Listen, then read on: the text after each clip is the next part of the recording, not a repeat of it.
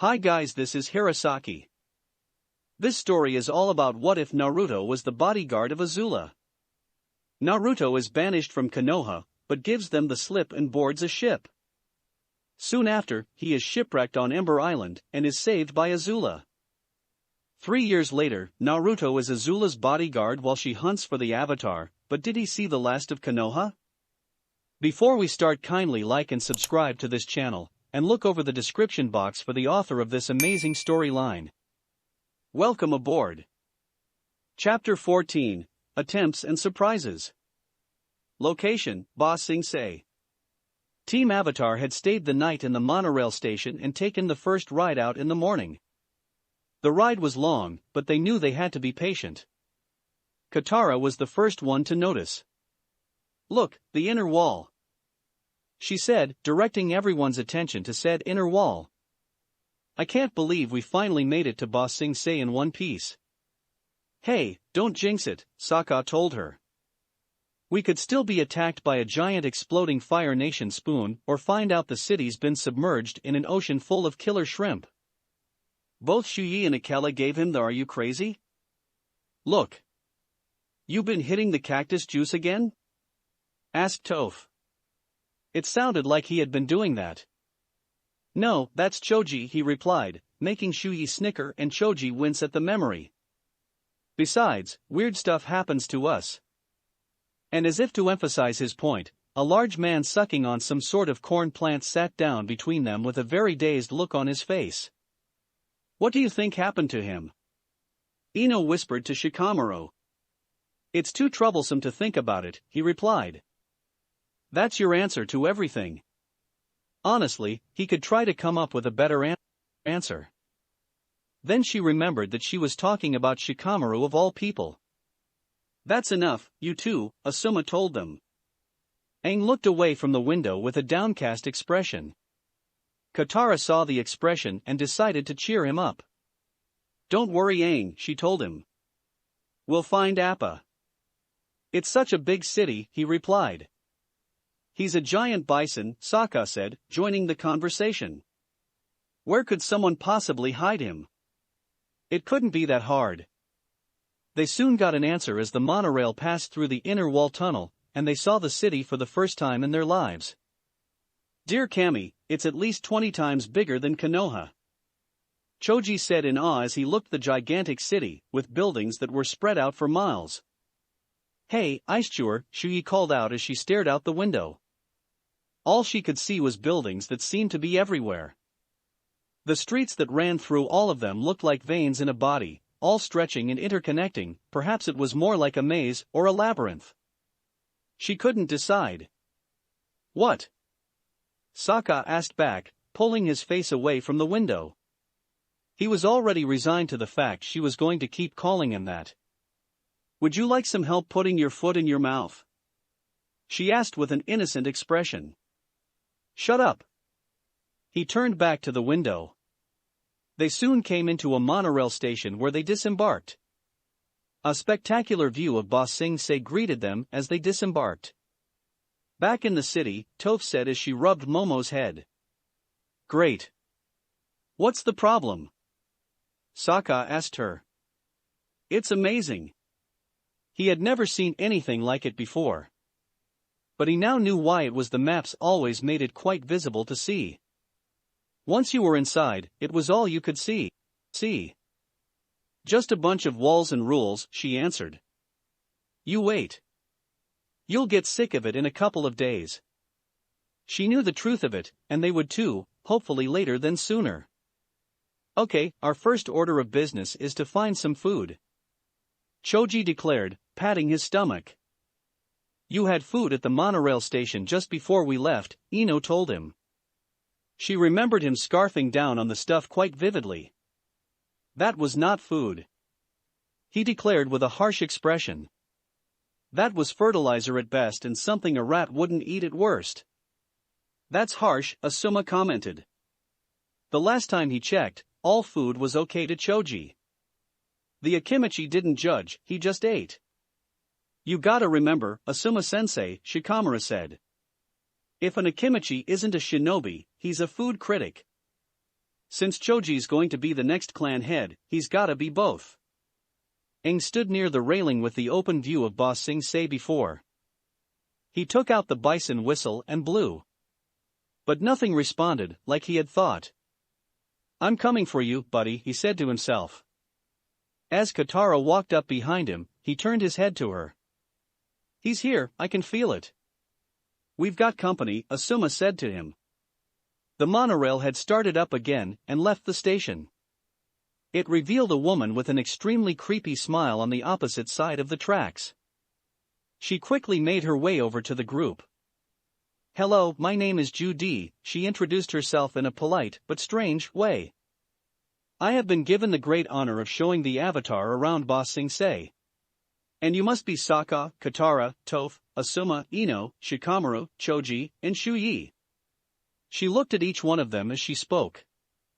Akela began to growl and bark at Judy, like he was warning her to stay away from the group. Akela, heel. Sokka ordered, restraining the wolf just as he was about to attack Judy. Calm down, would ya? She hasn't done anything to us. Welcome to our wonderful city, she continued without missing a beat. Shall we get started? Shikamaru, can you take care of this? Sokka asked as the shinobi as he held onto Akela. My hands are kinda full here. Troublesome, Shikamaru muttered before walking over to Judy. We have information that needs to be given to the Earth King, ASAP, he told her. Great, let's begin our tour, and then I'll show you to your new home here, she said, seemingly ignoring what had just been said. I think you'll like it. She started to walk away. Sokka managed to calm Akela, and then went after Judy. Maybe you missed what the guy said, he told her. We need to talk to the king about the war, it's important.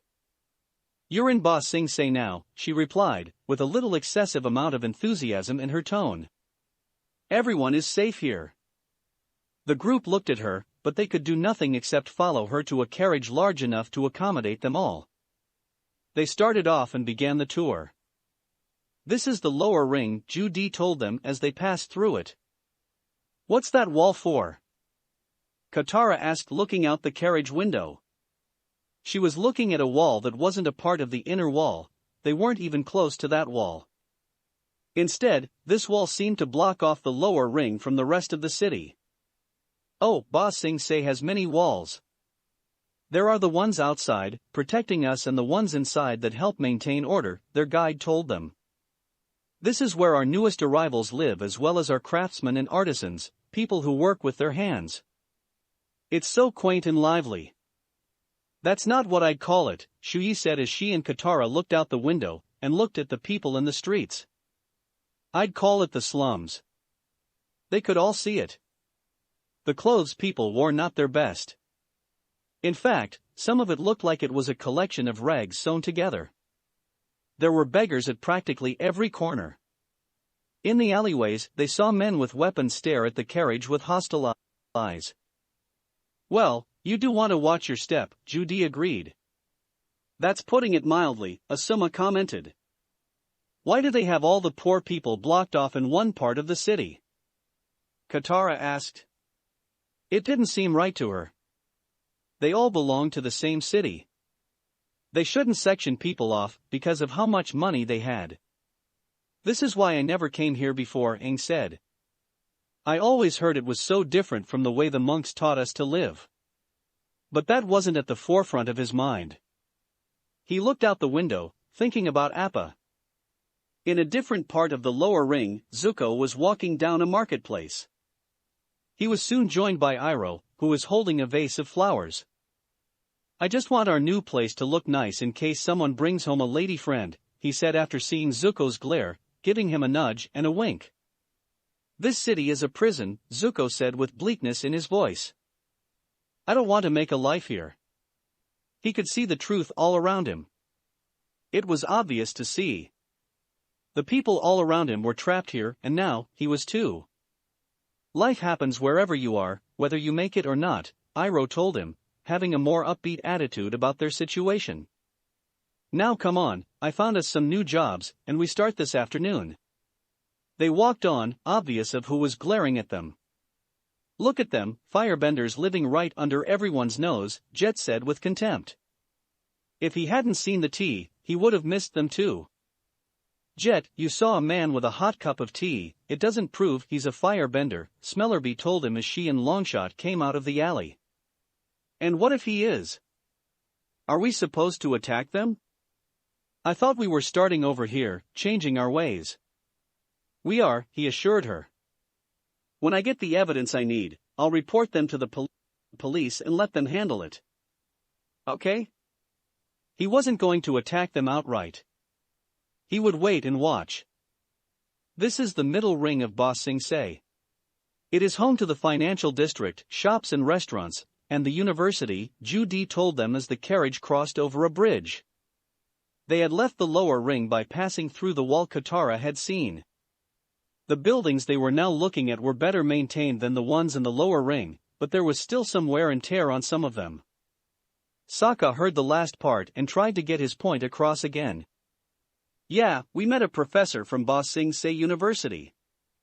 He took us to an ancient underground library where we discovered information about the war that is absolutely crucial for the Earth King to hear. He told the guide. She just smiled the creepy smile. Isn't history fascinating? Look, here is one of the oldest buildings in the middle ring, the town hall on the far side of the city. The carriage stopped and she got out of the carriage. Okay, something's wrong with that woman, Sokka stated. She only seems to hear every other word I say. It's called being handled, Toph told them. She knew from experience what that felt like. She had it with her parents. Get used to it. This is becoming more troublesome than it's worth, Shikamaru stated. Akela just looked out the carriage to Judy and snarled at her. Jet stood outside a tea shop, looking through the shutters. Inside the tea shop were the two supposed firebenders. Well, you certainly look like official tea servers, the owner of the tea shop told them. How do you feel? Ridiculous, Zuko answered. Both he and his uncle were wearing aprons. If Azula could see me now, she would fall to the floor in laughter, he thought to himself. Iroh struggled to tie the apron strings behind his back without much luck. Does this possibly come in a larger size? He asked. I have extra string in the back, the owner told him as he poured 2 cups of tea. Have some tea while you wait. He left to go get the string, leaving the two with their tea. Zuko just scowled at his tea while Iroh drank his before making a disgusted sound. This tea is nothing more than hot leaf juice. He complained. Uncle, that's what all tea is, his nephew said in a long-suffering voice. They had this conversation before, days before the Avatar had shown himself to the world again. How could a member of my own family say something so horrible? Demanded Iroh. We'll have to make some major changes around here. He took hold of the teapot, walked over to one of the windows, and threw out the tea. Jet gave a small gasp and moved out of the way to avoid getting tea splashed on him. Figuring that if he stayed any longer, there was a good chance of getting caught, he disappeared into an alley. The upper ring is home to our most important citizens, Judy told them as they passed lavish houses with giant lawns. It almost looked like something out of a dream. Your house is not too far from here. As they rode through the upper ring, the houses and estates disappeared, and they passed a large wall. What's inside that wall? Katara asked, looking out the carriage window. She could see the roof of a building beyond the wall, but nothing more than that. She could also see 3 men standing in a doorway, watching the carriage pass. And who are the mean-looking guys in robes? Sokka asked, seeing the same men. Inside is the royal palace, Judy answered. Those men are agents of the Dai Li, the cultural authority of Ba Sing Se. They are the guardians of all our traditions. She neglected to mention that the agents were watching the carriage like hawks as it went by. Can we go see the king now? Aang asked. He was getting tired of all this. He wanted to get the information to the Earth King, and then go look for Appa. Oh no, one doesn't just enter the palace to see the Earth King, she told him, making him feel like a child who asked a stupid question. The members of Team Asuma all shared the same thought. This is getting complicated. It was supposed to be a simple task. Get in, get to the Earth King, and deliver the information. But now, they knew they were being blocked and delayed. Soon afterwards, the carriage stopped, and they got out. Here we are, your new home, Judy said. As the group looked at what appeared to be a modest-looking house, with a simple designed interior, a courier ran and gave her a message. Ino was the first one to enter, followed by Katara and Toph. Shikamaru and Choji waited until Asuma could join them inside. More good news, Judy told them after reading the message. Your request for an audience with the Earth King is being processed and should be put through in about a month, much more quickly than usual. A month? Repeated Sokka. 6 to 8 weeks actually, she clarified, giving them the creepy grin. The group was silent until both Shuyi and Ino broke it in unison. What? They yelled at Judy. There is no need to shout, she replied calmly. Please, let us go inside. She ushered in the rest. Inside was spacious and there were pillows on the floor to sit on. Isn't it nice? I think you'll really enjoy here. I think we'd enjoy it more if we weren't staying so long, Sokka told her. Can't we see the king any sooner? The Earth King is terribly busy running the finest city in the world. But he will see you as time permits. Aang looked out a nearby window. If we're going to be here for a month, we should spend our time looking for Appa, he spoke. Momo perked up when he heard those words. He missed the sky bison too. I'll be happy to escort you anywhere you'd like to go, she told the Avatar, bowing her head. No, you're staying here, Shikamaru told her. They needed to get information without her around. Yeah, we don't need a babysitter, Toph said, getting up from where she sat and headed for the door. Oh, I won't get in the way, Judy said, moving to block the blind earthbender's path. And to leave you alone would make me a bad host. Where shall we start? They decided to start at a pet store. The minute they went in, Momo went straight for the feed only to be scared off by a cat-owl, which then had a snarling match with Akela. I'm sorry, the pet store owner said. But I haven't heard anything about a flying bison. I didn't even know there were any. If someone wanted to sell a stolen animal without anyone knowing, why would they go? Aang asked. That question made Team Asuma looked at him with incredulous expressions. Dear Kami, he actually doesn't have a clue. They thought. It should have been obvious that he had to be a little subtle. But he just went out and said it. Where's the black market?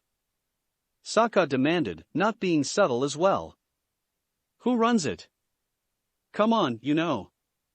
He knew that the gaze of the shinobi had swung to him, but he didn't care. He wanted the information.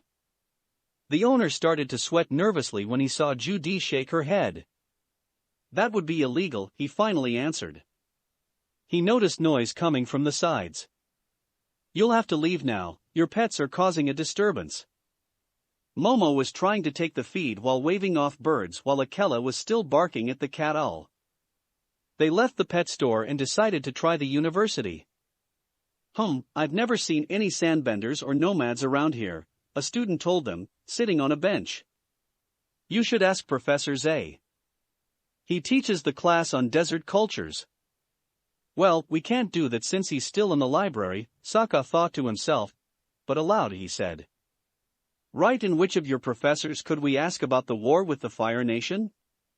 The student grew nervous as he looked at Judy, who again shook her head. This time, both Sokka and Shikamaru noticed it. They turned their heads to look at her, but she had already stopped moving her head. I don't know. I'm not a political science student. It's not that hard a question, Shuyi told him. Just tell us who to talk to about the war. I have to get to class. The student leapt up from where he sat, but tripped and dropped his scrolls. Picking them up quickly, he ran away from them. At this point, Judy had decided that was enough, and had them driven back to their house. "Well, I'm sorry no one has seen your bison," she told them as they stood on the stairs. "Why don't you go get some rest? Someone will be over with dinner later."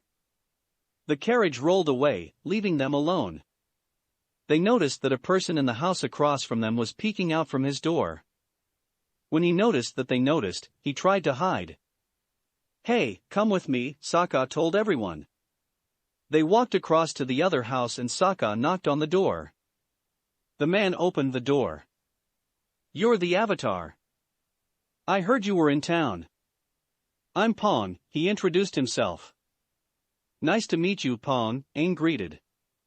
The man sounded friendly enough, and a little nervous too. "So, Pong, what's going on with this city?" Sokka asked. "Why is everyone here so scared to talk about the war?" "War? Scared? What do you mean?" Pong asked as his eyes kept looking around. "I can feel you shaking," Toph told him. "It's not a good idea to lie right now," Choji warned him. "They would know if he was."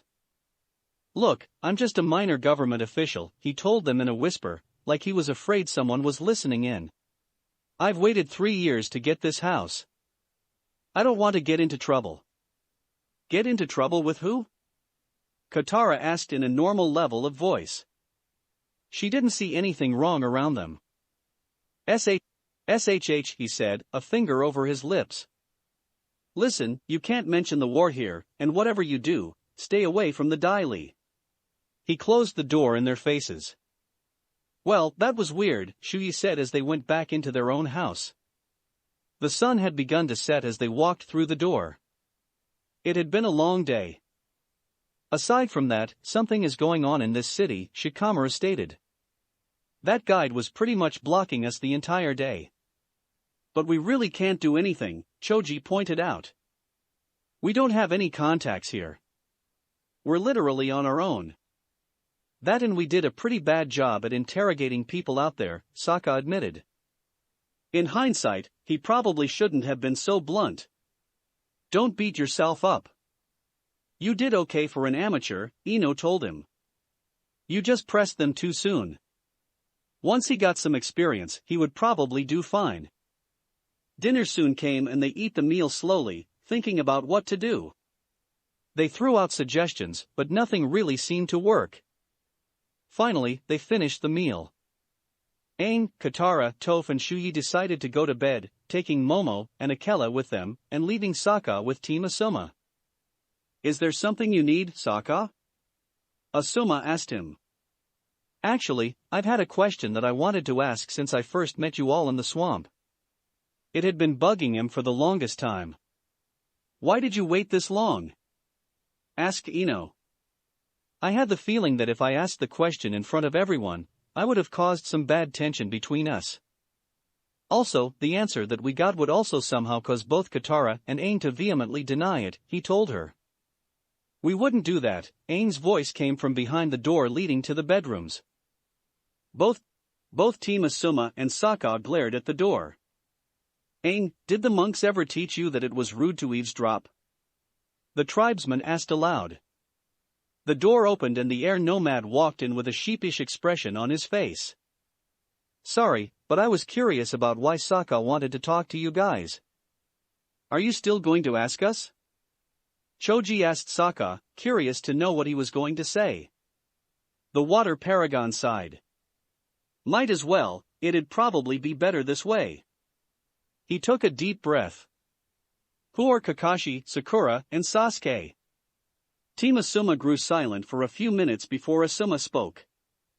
"Kakashi Hatake, Sakura Haruno, and Sasuke Uchiha are all members of Team Kakashi, of which Naruto is a former member," he said, answering the question. "Why aren't they here?" Aang asked. If they knew the blonde, he would have thought they would be the best in protecting him and his friends. "I thought they would be happy to jump at an opportunity to look for him." "I think only Guy-sensei knew that answer," Shikamaru answered. "That's the question I asked him after Kozan. According to Guy-sensei, it was Lady Tsunade who decided not to bring in Team Kakashi because of personal feelings. Oh, I see, Asuma said. Suddenly, it made a lot of sense. He could see why she would not let them come. They hate Naruto that much? Aang asked with surprise. That question caused Team Asuma to snort in disbelief. Hate him.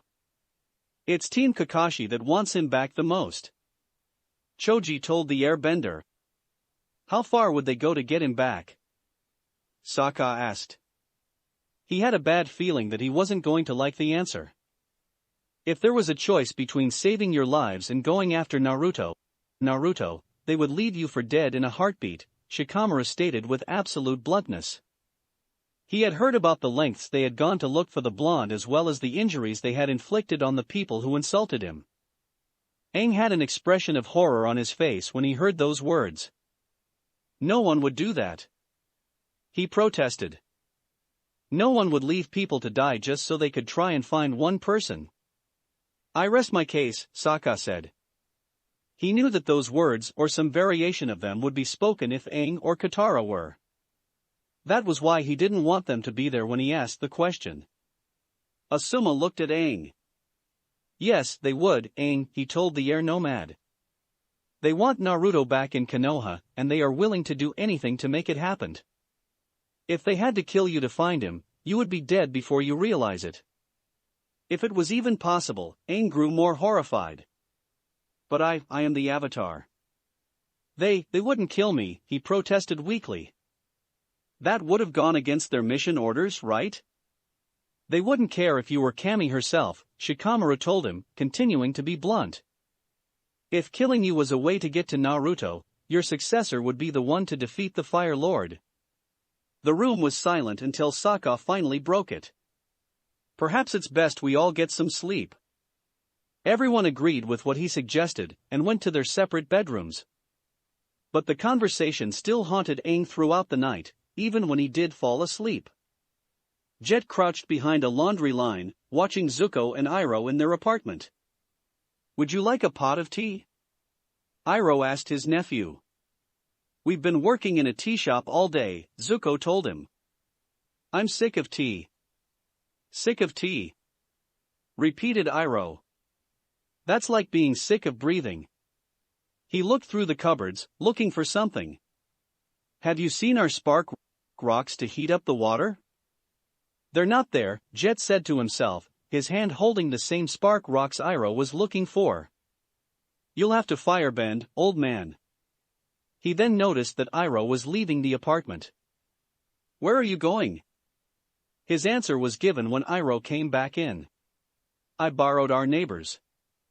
Such kind people, he told Zuko. With 2 strikes of the spark rocks, the fire was lit and the tea was boiling. Damn. Jet swore to himself as he left.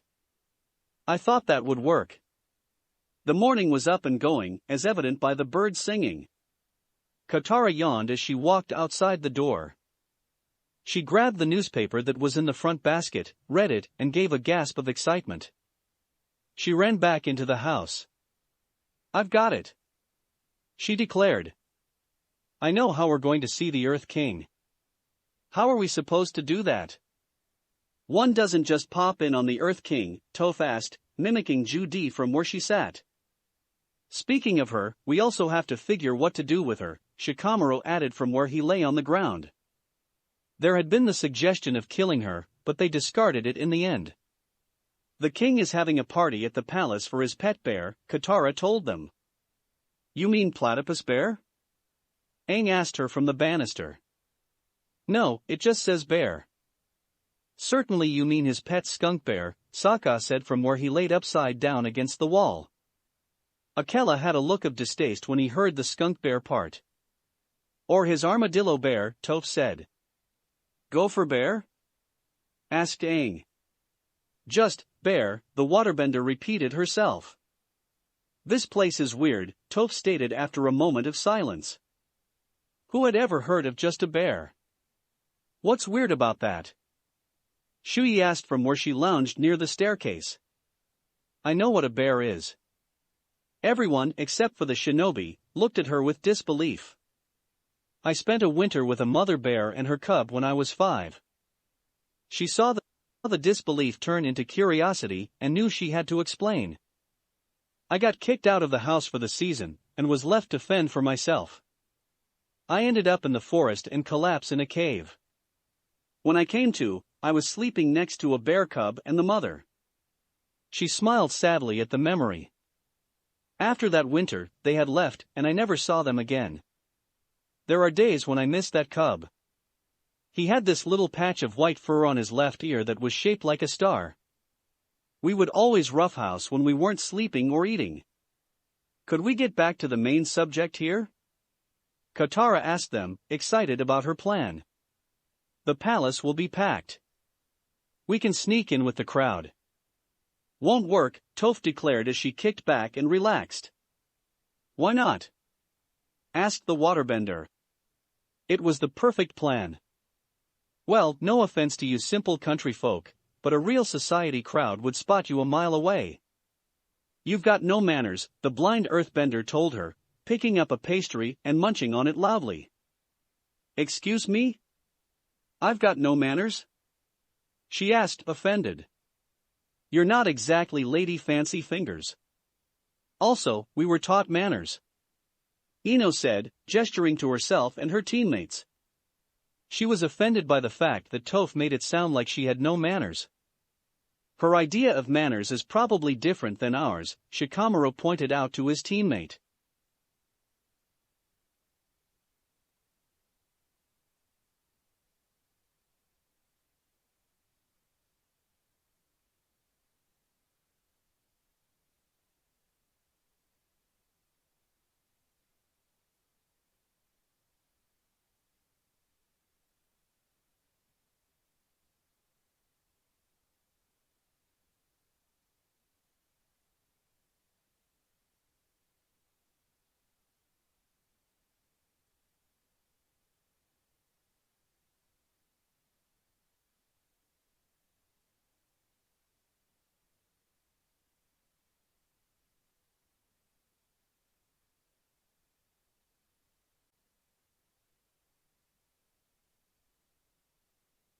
She frowned at him, but silently conceded the point.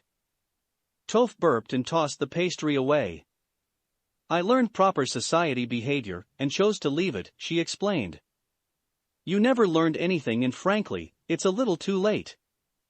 But you learned it, so you could teach us. Aang said, getting an idea in his head. I'm mastering every element, how hard can manners be? He leapt from the banister, grabbed a nearby drape, and put on like a cloak. Good evening, Paragon Sokka, Mississippi Katara Water Tribe, Mr. Sarutobi, Mississippi Yamanaka, Mr. Nara, Mr. Akimichi, Chief Akela of the White Wolves clan, Lord Momo of the Momo dynasty, your Momoness, he said in what he thought was a civilized voice, bowing to everyone. He kept bowing until he accidentally hit Sokka on the head as the tribesman was standing up. The two of them fell to the ground in a heap. Katara and Shuyi might be able to pull it off, Toph noted as she stood up and walked over to where they were. But you two would be lucky to pass as busboys. No, Sokka said as he untangled himself from Aang. Shuyi stays here. Before anyone, Katara or Aang, could tell him to stop being paranoid, Shuyi spoke up. Oh, trust me, Ice Chewer. I wasn't planning on going. I don't think I would really fit in, and besides. She gestured, almost shyly, to her chest. Once they start talking about these, I'll be a wreck. We'll stay here as well, Asuma said, joining the conversation. We'll keep an eye on Shuyi and make sure that we're safe. Then let's get to work, Toph said. The rest of the day was spent on shopping and getting ready, the last part Katara and Toph had disappeared into a room alone for.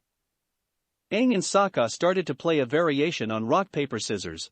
Asuma was writing up a mission report, and Shuyi was talking to Shikamaru, Ino and Choji. Akela was taking a nap while Momo sat by.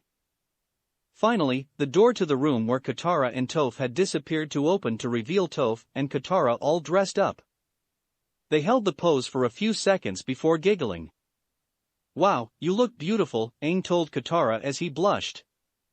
Katara was about to respond, but was stopped when Toph put her fan in front of her face. First rule when interacting in a high-class society, Katara, never talk to commoners, unless you're asking for something, she told her. They started to walk to the door. We'll get in the party and then find a way to let you through the side gate, Katara said to them. Just be careful in there and for Cammy's sake, don't blow your cover, Asuma warned them. Got it, Toph said. The two left, leaving everyone else in the house. Had they stayed a little longer, they would have seen Momo walking across the floor, wearing a curtain like a cape. Jet stood in an alleyway across from the tea shop and watched as one of the city guards went into the shop. Jet called out Smellerby as she and Longshot joined him. We need to talk. What? Oh great, it's you guys, he said when he saw them. Where've you been? I could use some help with surveillance here. Look, Jet. We've been talking and we think you're becoming obsessed with this. It's not healthy, she told him. Oh really? You both think this? He looked over at the archer in their group. Longshot simply put his hand on Smellerby's shoulder, showing his agreement. We came here to make a fresh start, Smellerby told him. But you won't let this go, even though there's no proof. Well, maybe if you'd help me. If they helped, he could find the proof he needed. Jet, you've got to stop this. Maybe you've forgotten why we need to start over. Maybe you've forgotten about how the Fire Nation left us all homeless. How they wiped out all the people we loved. As he talked, Smellerby and Longshot looked down at the ground as they remembered. If you don't want to help us, I'll get the evidence on our own. Zuko was serving the tea while Iroh poured it. This is the best tea in the city. One of the customers, an off-duty guard, declared. The secret ingredient is love, Iroh told them as he gestured his arms, like he is hugging the tea, or at least, the steam of the tea. As he walked away, Zuko gave him a look. If tea was power, Uncle would rule the world, he thought to himself as he continued to serve the tea. Looking at how many people were in his shop, the owner looked over at Iroh. I think you're due for a raise, he said in praise. The shop's door slammed open, and Jet stormed in. I'm tired of waiting. These two men are firebenders. He shouted, pointed at Zuko and Iroh, who shared a look as he drew his hook swords. I know they're firebenders, I saw the old man heating his tea. Agni. He did see it. Zuko swore to himself, glaring quickly at his uncle. Iroh managed to look sheepish and apologetic at the same time with his expression. The two off-duty guards looked at each other and then back at Jet. He works in a tea shop, the one with Dao sword said, like it was the most obvious thing. He's a firebender, I'm telling you. Jet shouted. The guard stood up. Drop your swords, boy, nice and easy. Jet didn't listen. He just started to walk towards the accused. You'll have to defend yourself. Then everyone will know, he told Iroh. Go ahead, show them what you can do. Zuko took that as an invitation. No one threatens my uncle when I'm right here. He walked forward and grabbed the guard's Dao swords, drawing them out of the sheath. You want a show? I'll give you a show. He tested Jet's reaction time by hooking his leg behind a table leg and pushing the entire table at the freedom fighter. Jet sliced the table apart and then jumped over it. When he landed, he swung at Zuko, making him jump backwards onto a table. Jet cut the table in half, and when Zuko stayed on one side of the table, balancing on one foot, he sliced off the table legs. Zuko leapt high in the air before coming back down and swing his borrowed swords at Jet's feet. Jet flipped backwards to avoid the strike. He landed on his feet and charged Zuko again. The two of them swung their swords at each other, continuing the fight. There was a line already lined up in front of the palace. Katara and Toph walked up to the guard who was checking the line. Invitation please, he said. I think this will do, Toph said, holding up the Beifong seal. The guard wasn't impressed with what he saw. No entry without an invitation, he told her. Step out of line, please. Look, the Pangs and the Yum Soon Hans are waiting in there for us. She replied, putting the seal away. I'm going to have to tell them who didn't let me in. Step out of line please, the guard repeated, pointing his finger. The two of them did so. They saw a carriage coming up to the entrance. A man got out of the carriage and began walking to the entrance. When Katara saw nearby guards bowing to the man, she got an idea. She grabbed Toph and made her way over to the man. Sir, she began. I'm sorry to bother you, but my cousin lost our invitations. She's blind, she whispered the last part before speaking normally. Do you think you could help us? Our family's inside and I'm sure they're very worried. His eyes gazed over them before a warm smile. I am honored, he said with a small bow of his head. Is something the matter? A quiet voice, almost hoarse if someone felt nasty, asked from behind them. The man turned and Katara and Toph saw who was talking. Behind the man stood three people that were about the same age as Ino, Shikamaru, and Choji. The one who had spoken stood in the middle. He had red hair and light green eyes, almost the same color Toph's eyes had. He wore a crimson coat. When the wind blew, it was shown that he wore dark pants with a pair of laces on each leg, one below the waist and the other beneath the knee. He wore a couple of buckled belts and a gray vest with one strap over his left shoulder. He had a gourd strapped to his back that was held by the vest and the belts. However, the two things that attracted their attention was the fact that his eyes were surrounded by black rings, and he had a symbol the color of blood on his forehead above his left eye. The person on the right of the first person was a young woman. She had green eyes and blonde hair, darker than Ino's, which was tied into 4 separate ponytails. She wore a black short-sleeved kimono that had slits along the sides. She also wore black fingerless gloves and a red sash around her waist. She had what appeared to be some sort of iron club on her back. The third person was a young man. What he wore was simple enough. He wore black trousers and a black top with long sleeves, also with a red sash around his waist. He wore a black hood that covered his head, and looked like it had cat ears. What was truly odd about him was the fact he wore face paint. It was purple, and he had drawn it across his eyes, from cheek to cheek and from the upper lip to his chin. What caught their attention was the headband the woman wore, and the hood the second man wore. Both the headband and the hood had the same kind of metal plate the Konoha shinobi had, but the symbol was not a leaf. Instead, it showed a symbol of an hourglass figure with a thin rectangle above it. Not at all, the man Katara had spoken to said. These two girls lost their invitations, and have family waiting inside. They had asked for my help. Very well, the red-haired teenager spoke, like he was approving of what was happening. Let's get inside. People will start looking if we stay here, the woman said. She kept looking around, like she was expecting an ambush. Follow me, please, the man told them. He walked up to the guard, who bowed to him, and let him pass. Katara and Toph were tempted to blow raspberries at the guard as they passed, but a simple look from the red-haired man discouraged them. Inside the palace ballroom, people stood together in groups, and made small talk.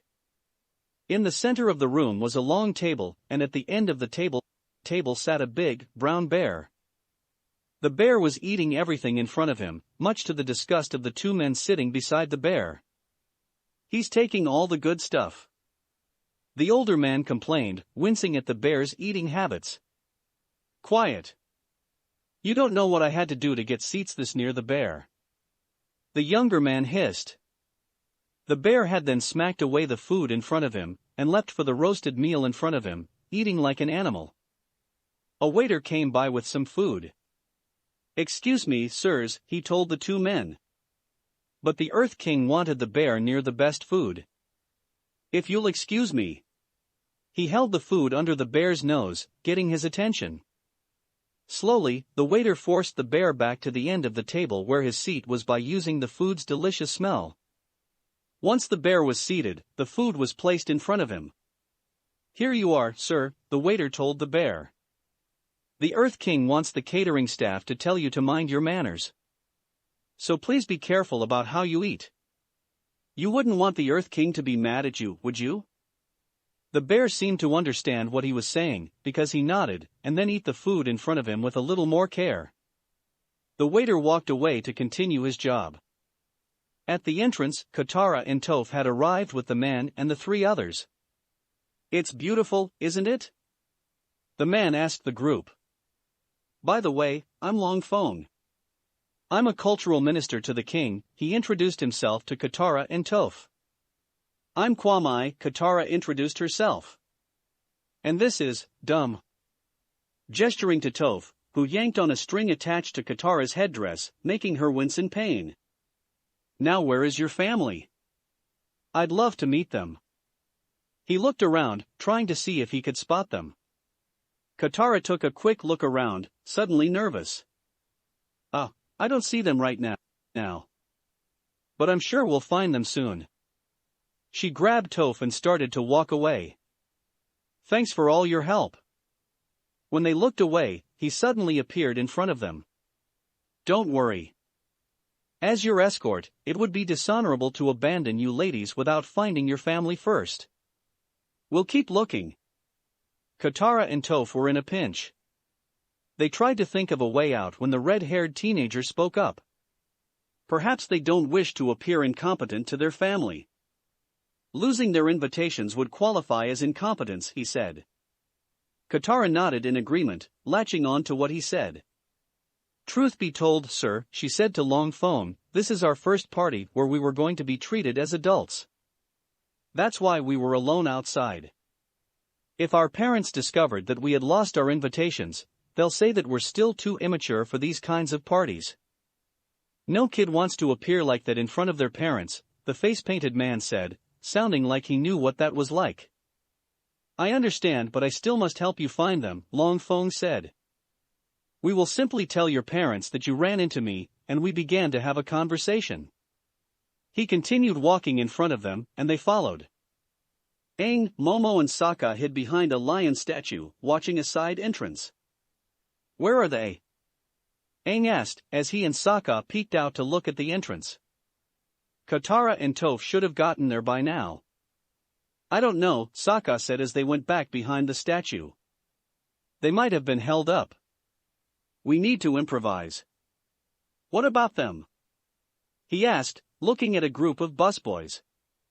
Toph said we could pass as busboys. "Sounds like a plan," the tribesman agreed. "We just have to be careful." The door to the tea shop shattered as Zuko went through it. "That was a kick I didn't expect," he thought as he landed in the street. His opponent had managed to surprise him by kicking him hard in the chest, which sent him flying to the door. Jet went after him and swung his hook blades at him. He managed to block them, using the hilts to stop them from getting closer. "You must be tired of using those swords. Why don't you go ahead and firebend at me?" asked Jet, trying to get to lose his temper.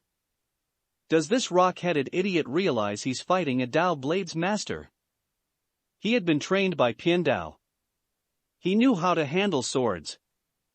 "Please, son, you're confused," Iroh shouted from the doorway as the two broke the hold they were in and fought in the streets. "You don't know what you're doing. Bet you wish he'd help you out with a little fire blast right now," Jet told Zuko, hooking the ends of his swords together and swinging them around like a flail. He pushed Zuko back until the Dao sword wielder used one of his swords to stop the flail-like attacks, trapping it in the pavement. "You're the one who needs help," Zuko told him. Both letting go of their respective stuck swords, Jet tried to attack, but pulled it back as Zuko advanced, swinging at his head. He bent backwards to avoid the sword strike, the piece of wheat in his mouth chopped in half. He quickly regained his balance and leapt back to a nearby well. "You see that?" he called out to the people who were nearby. "The Fire Nation is trying to silence me. It'll never happen." Using his remaining hook sword as momentum and the well's wooden beam as an anchor, he swung himself at Zuko into a flying kick, starting the fight up again. Both Sokka and Aang had managed to get into the party as busboys, with Momo hiding under Aang's hat. The air nomad was pouring drinks when he heard a voice behind him. "Hey, you with the pitcher," the voice called out. He turned around and saw the man with face paint. "Fill her up." He held out a cup. Aang wordlessly pour a drink. The man took a sip, nodded in appreciation and walked away. Sokka soon walked past with a tray of food. "Where are Toph and Katara?" The airbender asked in a low voice. "I don't know. I haven't seen them," Sokka replied. "Ah. I wish Shikamaru or Ino were here. They'd be great at helping us find the Earth King. They knew how to do this kind of stuff. But they'd have more trouble fitting in than us," Aang replied, reminding him. "They said so themselves." "Yeah, I know. Just keep looking for the Earth King. I don't know what he looks like." Momo's tail began to wave in front of Sokka's face. "You know, royal, flowing robe, fancy jewelry," he said as he grabbed the tail tightly and pulled it back down, making Aang's hat squirm. "That could be anyone," Aang said as he looked out to the crowd. He saw a lot of people, but he didn't anyone who looked like the Earth King. "Another crab puff, please," Toph asked, standing next to them. "You found us," he exclaimed as Sokka served a cream puff. "I'd know your little footsteps anywhere, Twinkle Toes," she told him, making him blush. "Thanks for letting us in," Sokka said to his sister with obvious sarcasm as she joined them. "Sorry, but the guy who escorted us won't let us out of his sight," she told him. "What guy?" They both looked around, but Long Feng had disappeared. "Excuse me," the blonde-haired woman said as she stood next to Sokka. "A crab puff, please." Sokka extended the tray towards her, and she took one. "Thanks," she said before walking away. "Have you guys seen the king?" Sokka asked the girls. "No, we haven't," Katara said, shaking her head. He gave an irritated sigh. "Next time, we bring Team Asuma with us," he declared. They knew this kind of stuff. That was when Ju-Di showed up. "What are you doing here?" she demanded, the creepy smile not on her face for once. "You need to leave immediately, or we'll all be in terrible trouble." She tried to push Sokka away, but he used the tray as a shield, spilling the crab puffs. "Not until we see the king," he told her. They were going to see him, no matter what. "You don't understand. You must go." She pushed Sokka onto Aang, who spilt the pitcher he was carrying onto a guest who screamed in surprise. She looked over to who had spilled the drink on her, her makeup ruined. "Sorry," Aang apologized. "No, don't shout." He dried her without thinking using airbending, making his hat fly off. The result for the guest was a rather spiky outfit and hairstyle. Seeing what happened, Sokka groaned quietly. Oddly or predictably enough, her reaction was something else. "The Avatar," was what she said. "Oh, I didn't know the Avatar would be here." When she said that, she got everyone's attention and a small crowd had circled around him. This made a revealed Momo go for the hat on the floor and scurry away. Meanwhile, the smile on Ju-Di's face had melted away, replaced with a look of dread. He gave a nervous grin and waved to the people around him. For some reason, Toph and Katara had disappeared. "You keep their attention while I look for the king," Sokka whispered into his ear. "They might as well use it to their attention. Watch this, everybody," he called out as the tribesman moved away. He leapt out of his busboy uniform and high into the air. He landed on the table and by bending the drinks out of people's cups, put on a show with multicolored drinks. Impressed and awed, the people clapped at the show. Even the bear approved.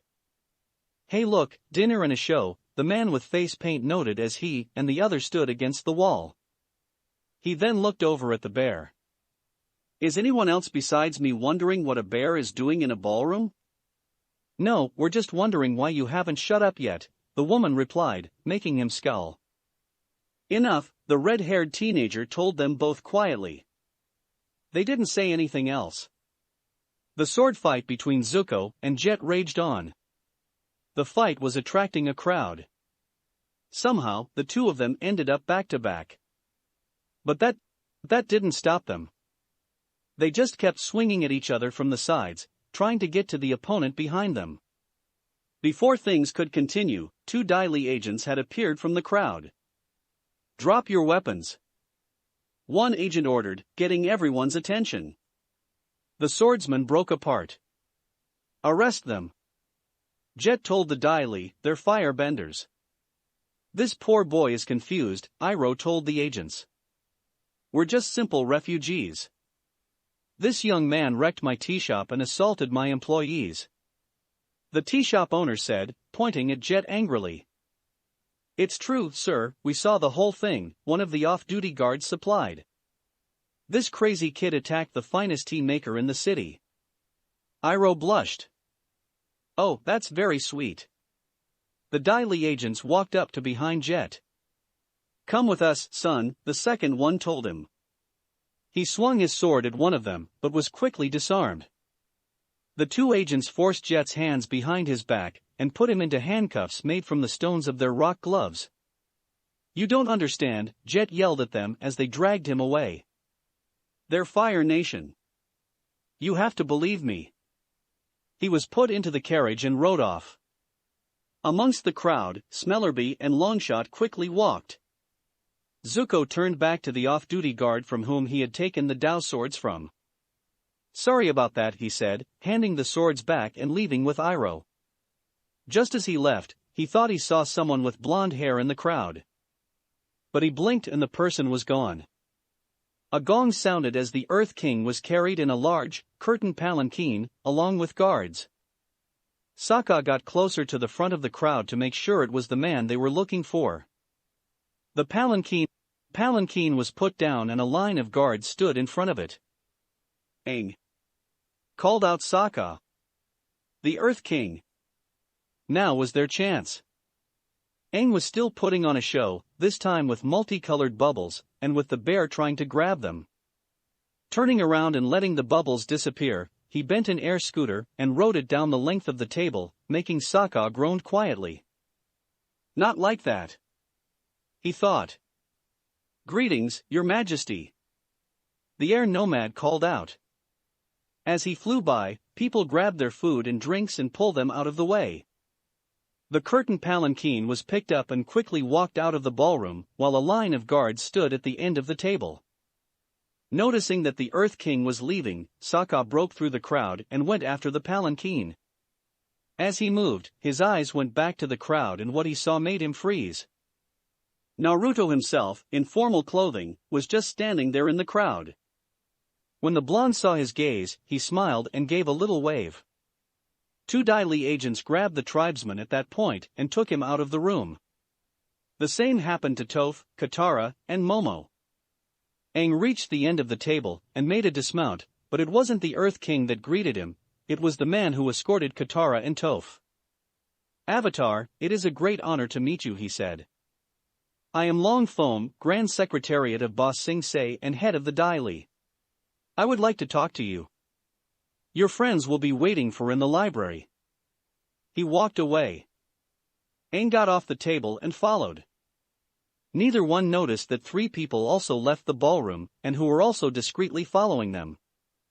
The door to the library slammed shut, making it dark except for a pair of lights at the door and a heath behind Long Foam, which burned green fire. "Why won't you let us talk to the king?" Sokka demanded, out of his busboy uniform. "We have information that could defeat the Fire Nation." The Earth King has no time to get involved with political squabbles and the day-to-day minutiae of military activities, Long Foam told them, sitting down in front of them. "This could be the most important thing he's ever heard," Aang said. They had an advantage over the Fire Nation. What's most important to His Royal Majesty is maintaining the cultural heritage of Ba Sing Se. He placed emphasis on the word cultural. All his duties relate to issuing royal decrees on such matters. It's my job to oversee the rest of the city's resources, including the military. So, the king is just a figurehead, Katara said, realizing what that meant. He's your puppet. Toph accused the man. Oh no, no, said Long Feng, rising his hands in defense. His Majesty is an icon, a god to his people. He can't sully his hands with the hourly changes of an endless war. But we found out about a solar eclipse that will leave the Fire Nation defenseless, Sokka told him, hoping he'd listen. You could lead an invasion. Enough. He cut him off. I don't want to hear your ridiculous plan. It is the strict policy of Ba Sing Se that the war is not mentioned within the walls. Constant news of an escalating war will throw the citizens of Ba Sing Se into a state of panic. Our economy would be ruined. Our peaceful way of life, our traditions would disappear. In silencing talk of conflict, Ba Sing Se remains a peaceful, orderly utopia. The last one on this planet. You can't keep the truth from all these people, Katara told Long Feng. They have to know. I'll tell them. Aang declared, angry with the man and what he said. I'll make sure everyone knows. Long Feng walked up to Aang. Until now, you've been treated as our honored guest. He bowed down to look Aang in the eye. But from now on, you will be watched every moment by Dai Li agents. If you mention the war to anyone, you'll be expelled from the city. He walked back to the heath. I understand you've been looking for your bison. It would be quite a shame if you were not able to complete your quest. Aang scowled at him. It was blatant blackmail and everyone there knew it. Now, Judy will show you home, he said. The door to the library opened, a woman walked in and stood in front of Team Avatar. Come with me, please, she said to them. The group looked at the woman. What happened to Judy? Katara asked with both surprise and fear. I'm Judy, the woman answered. She wore the same uniform as the first Judy. But it was a different woman, evident by her face and hair. But she wore the same creepy grin.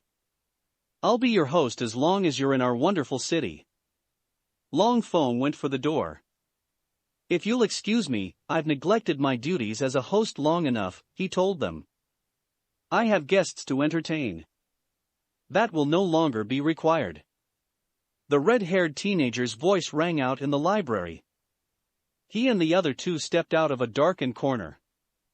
The thought that both Team Avatar and Long Feng had was, how did they get in? How long have you been there? Long Feng demanded. Since the beginning, the teenager said, staring at the man with cold eyes. That's impossible. My agents would have noticed your presence. The man wearing face paint smirked. He raised his right hand and wiggled his fingers. Dai Li agents flew from the walls and the ceiling and landed in a pile in front of Long Feng, their necks all clearly broken. You mean these guys? He asked. Or do you mean the ones outside the door? The woman asked, pointing. Everyone, minus Judy 2.0, who just stood there in a pile of bodies, smiling, looked towards the open door and saw the headless bodies of more Dai Li agents. How did you? Long Feng tried to ask, stunned that Dai Li agents were so effortlessly killed. It is always wise to never underestimate a foe, the teenager told him. We have heard your ways of how you run this city. If you wish to wallow in ignorance, we will not stop you. His gaze hardened. But we will put our lives into your hands if you choose to do so. I will not trust a man who controls a city through fear and denial. Long Feng snorted in derision. And where will you go? You cannot leave this city unless I allow it. I could make you rot in the dungeons. He smiled what he thought was a dangerous smile. The teenager narrowed, and that was when Team Avatar saw something amazing happen. The cork on the gourd he wore popped off and sand flew out of it.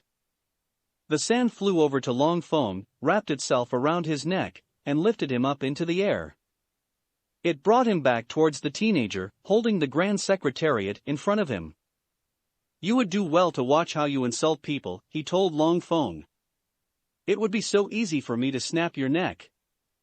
The sand tightened around his neck, making him start to choke. But I will not. The sand released him, sending him crashing to the ground. As for your question, we will go with the Avatar. Me? Aang repeated, surprised by the words. The teenager nodded. He and the others walked over to Team Avatar. We should leave now, the man wearing face paint said.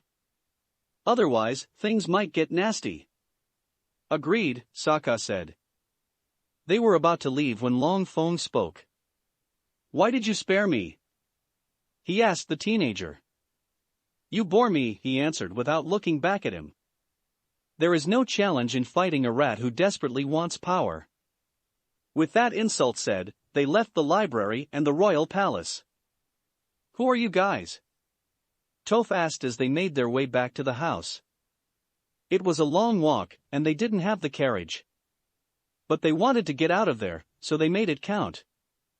The people who pulled your rear ends out of the fire, the man with face paint answered, like it was completely obvious. That's who we are. That's not an answer. Toph declared. The people, few as there were, on the street looked at her when she shouted, but she ignored them. And your point is what, exactly? Will you knock it off? The woman said to him, completely exasperated by what he was doing.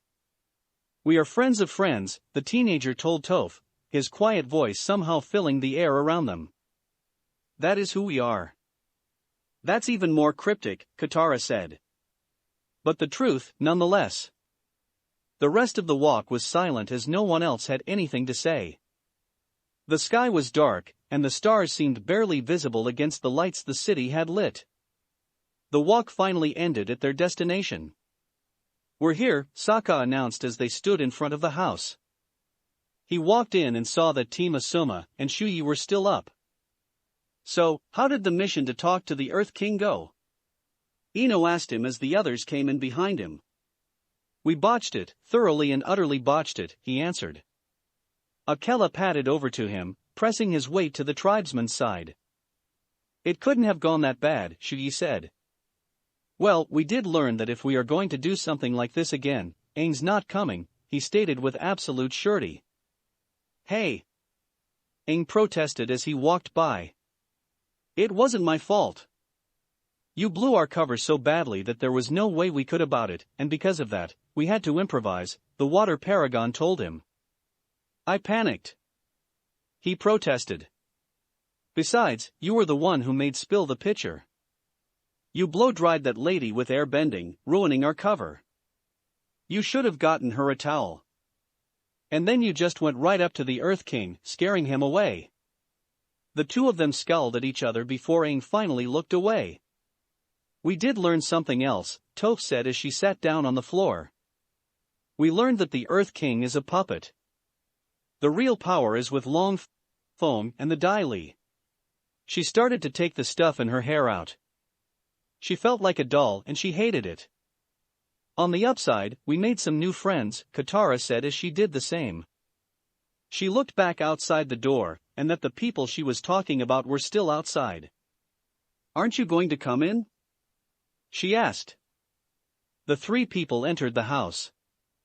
When they saw who it was, Team Asuma immediately stood up from where they sat. Lord Kazekage, Asuma said to the teenager, bowing. I am not your Kage. You need not bow to me, he replied, gesturing silently for them to stop. Hey, little boy, the woman said to Shikamaru. How have you been? Hello to you too, troublesome woman, he replied, a small, almost tiny, smile forming on his lips as he spoke. Wait, you guys know each other? Aang asked, looking back and forth between the two groups. Well, we did say we were friends of friends, the man with face paint said with a grin. Hang on, time out. Shuyi said, raising her hand, getting everyone's attention. Could we get some names, please? She asked them. Of course, the teenager agreed. Feng never actually introduced us.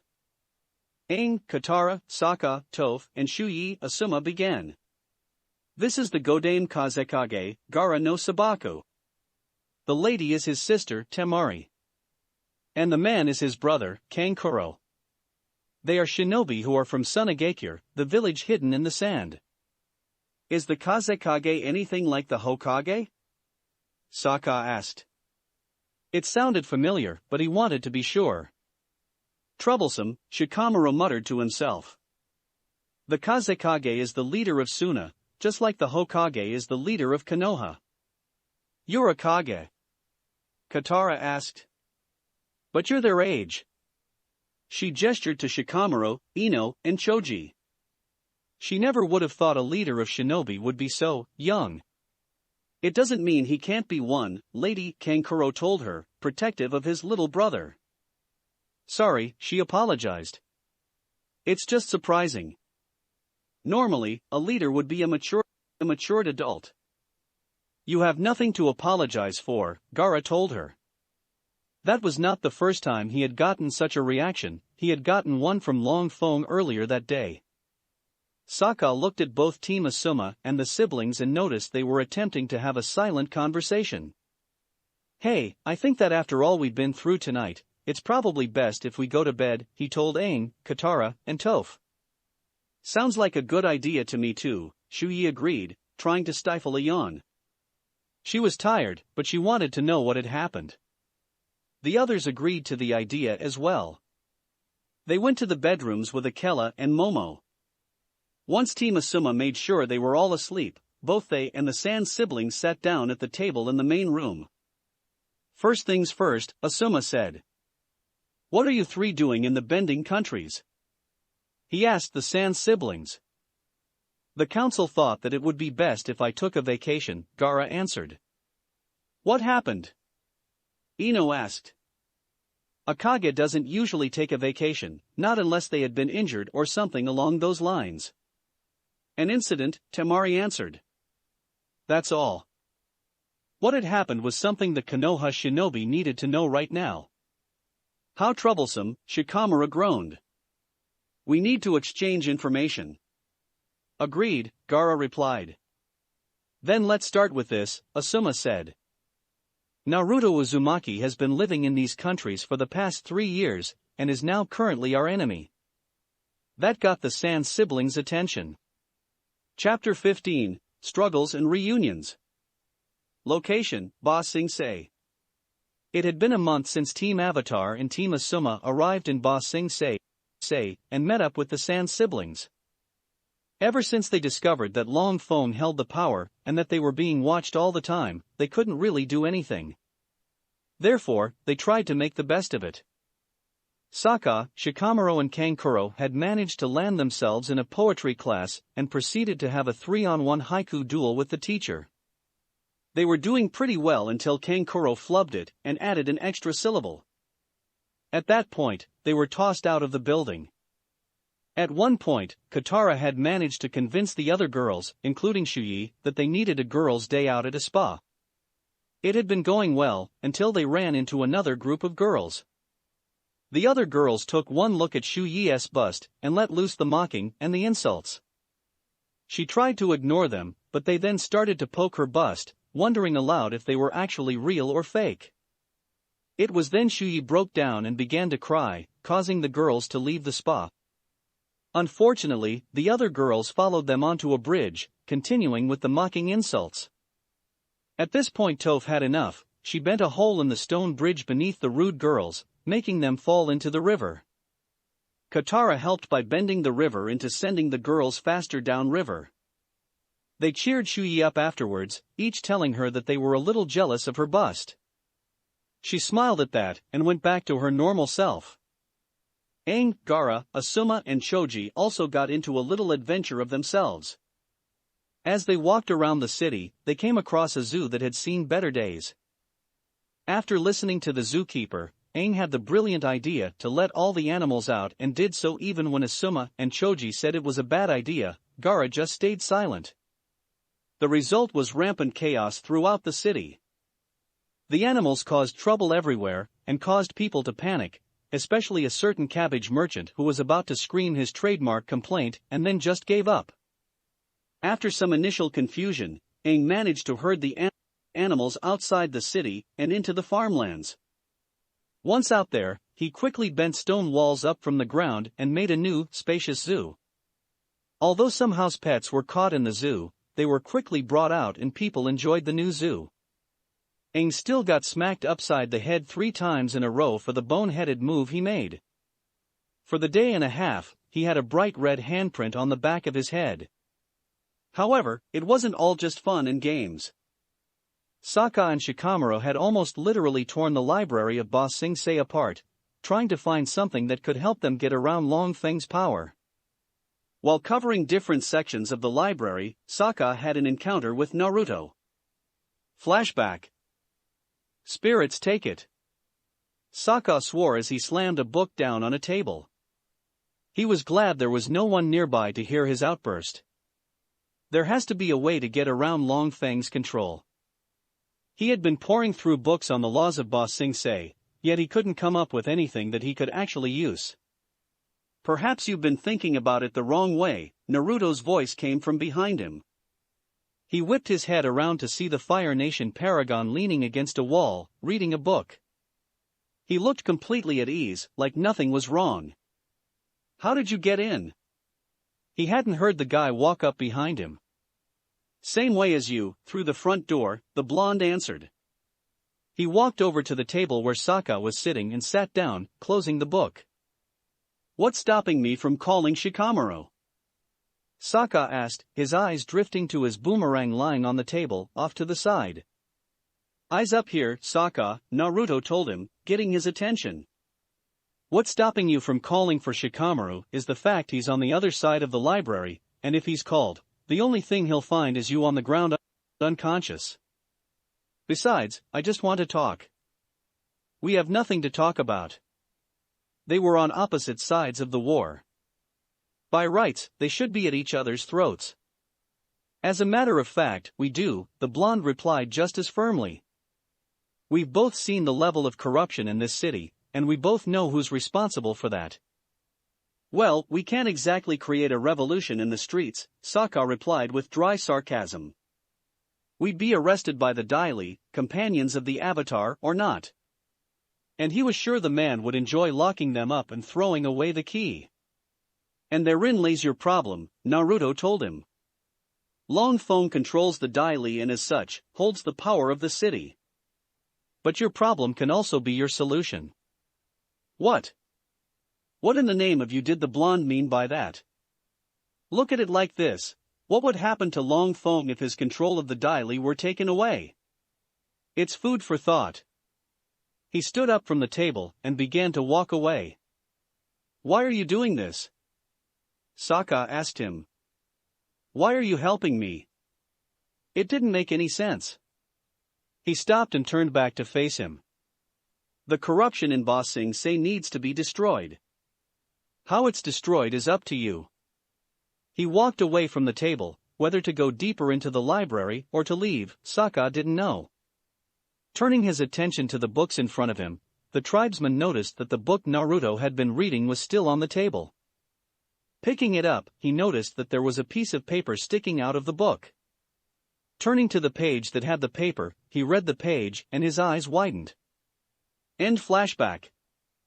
Ever since then, Sokka had an ace in the hole against Long Feng and the Daily. However, due to his paranoia, which was justified, that the Daily would find out, he kept the ace secret. Only he knew what it was. But he did tell the others about his encounter with Naruto. This led to Team Asuma trying to track down Naruto in the city. They finally found him and spent the next few days trailing him. Shuyi called it stalking. Stalking. Flashback. They looked at the restaurant. It was almost as old as the city and was quite expensive to eat in, the former they knew from asking around and the latter from just looking at the place. How can Naruto afford to eat in a place like this? Ino asked as they stood at the entrance, off to the side like they were waiting for a table, which they weren't. I don't know, Choji answered. I am sure that Naruto would have been paid if he was with the army that is at war with this kingdom. Anyways, I looked at the menu and despite some of the ingredients, what they're serving is top grade and well worth the price. He could smell what was cooking in the kitchen from where he stood. It made his mouth water and his stomach rumble. From what I understood, The Old Badger Mole has been among the top 5 restaurants in Ba Sing Se since they started ranking restaurants, Asuma told them. He could see all the people sitting down at tables, eating food that looked, and probably tasted, delicious. "Excuse me sirs, madam," a waiter said, coming up to and bowing to them. "If you will follow me please, I'll escort to your table." "We didn't have a reservation," Asuma told the waiter. They had just been looking for someone. "Yes, we noticed," he sneered at them. He could tell that they weren't really looking for food. They weren't dressed properly. "However, we've been told that should you come in at lunchtime, we were to escort you to his table." He turned and walked away, leaving them with no choice but to follow. "His table?" asked Ino. "Who are we talking about?" She got her answer when they were shown to a corner booth where Naruto sat eating. "They are here, sir." "Thank you." Naruto gave the waiter 4 gold pieces. The waiter took the tip, bowed and walked away. Team Asuma just stared at him as he ate. "I took the liberty of ordering food for you 4, he finally told them, looking up at them. "Please sit." They did so. "What are you doing here, Naruto?" Asuma asked, sitting across from the blonde. "Eating." "You know what Asuma-sensei meant, Naruto," Shikamaru told him. "What are you doing in Ba Sing Se?" "What do you think I'm doing?" he asked back with a smirk on his face. "I don't know." The other members of Team Asuma were surprised. Shikamaru admitting that he didn't know was not something they didn't want to hear. It made them feel like they didn't have an advantage. Before anyone could say anything else, the food for Team Asuma had arrived. Ino was the first to try what was in front of her, lifting a piece of the meal up and placing it in her mouth. "This is good," she declared. Choji took a bite. "She's right," he agreed. He had never tasted anything like this before in his life. "The Old Badger Mole has been around for quite some time," Naruto told them, sounding like he was amused by it all. "I think that they wouldn't keep bad recipes around." "Naruto, why would you help us out?" Asuma asked, having not touched by his food. "You and your princess have been trying to take aim for a while now. Why would you just turn around and help us?" He looked at the Jonin with a neutral expression. "I didn't help you. I helped Sokka." Ino scoffed. "Right, you helped Sokka. He won't even tell us what he discovered." That had severely annoyed both her and her team. Why wouldn't tell them that information? "That was smart of him," the blonde said, praising the tribesman. "If he had told you guys, odds are the Avatar would have either said that they go straight for the Earth King right away or would have blabbed the secret where Dai Li could hear him." "Aang's not that bad," Choji defended the air nomad. "Really? Really?" asked Naruto. "From what I saw in the ballroom, he decided to fly right up to the Earth King, despite being undercover, on that little airball for the whole world to see. If he was a Konoha shinobi, and he pulled something like that, he would have been severely punished. Or have standards changed since I left?" He eyed the team from Konoha. "Don't get so high and mighty, Naruto. You would have done the same thing," Ino accused him. He had been quite the loudmouth when they had been younger, which had surprised her, and the rest of them, to discover that he wasn't like that anymore. "You have a point, Ino, but I knew when I need to keep my mouth shut. In case all of you have forgotten, I had to change my behavior and habits when I joined this war." He threw a look at her. "I also knew what the word undercover meant, something he doesn't." "Why do you hate Aang?" Shikamaru asked him. "What did he do that earned your distaste?" Naruto looked away from them and focused his eyes on the nearby wall. "It's not so much what he did as it's what he is. I don't hate Aang. I may dislike him, but I don't hate him. I hate the Avatar." "Aren't they the same thing?" Choji asked. "No, Aang's just a little brat. The Avatar is a title. Look at the people in this restaurant." He turned his gaze on the rest of the Old Badger Mole, and they did the same. For Kami only knows how long, the people on this side of the planet have regarded the Avatar as a savior, someone who could fix all the problems they could fix themselves if they tried. The reason the Fire Nation is winning this war is because people are still waiting for the Avatar to win this war for them. It disgusts me. They don't need the Avatar. They can solve their problems on their own. His face scrunched up in disgust as he spoke, looking at all the people present. That may be true, Asuma conceded as he looked back at Naruto. But you're lying to us, Naruto. That's not all there is to it. There is something else about Aang that makes you dislike him. No, there isn't, the blonde stated, turning back to look at them. Shikamaru narrowed his eyes at Naruto, but then widened them in realization. Yes, there is. You dislike Aang because he reminds you of yourself when you were younger. How could he have missed it? It was so obvious now that he thought about it. Even when you were younger, you had a special ability to change other people's perceptions about life in general. Don't tell us you've become the very same person whose perceptions you wanted to change. How else that you were able to change our views of you? The blonde winced at those words, but it was enough for the other people at the table to see it. It was silent for a few minutes, and then he stood up from the table. Where are you going? Asuma asked him. I'm leaving and I'm making you get the bill, he told them, walking away from them. You leave and we'll come after you, Choji told him. This time, we'll get you. We're the kind of team that was made for capture and confinement. He stopped, looked back, and smirked. Is that right, Fatso? Asuma, Shikamaru and Ino went pale while Choji went red. What did you just call me? He growled. Naruto's smirk grew wider. You still denying that and saying you're just big-boned. Face it, Akimichi, you're a fat ass, he taunted the shinobi. Choji let out a roar of rage, and leapt for him.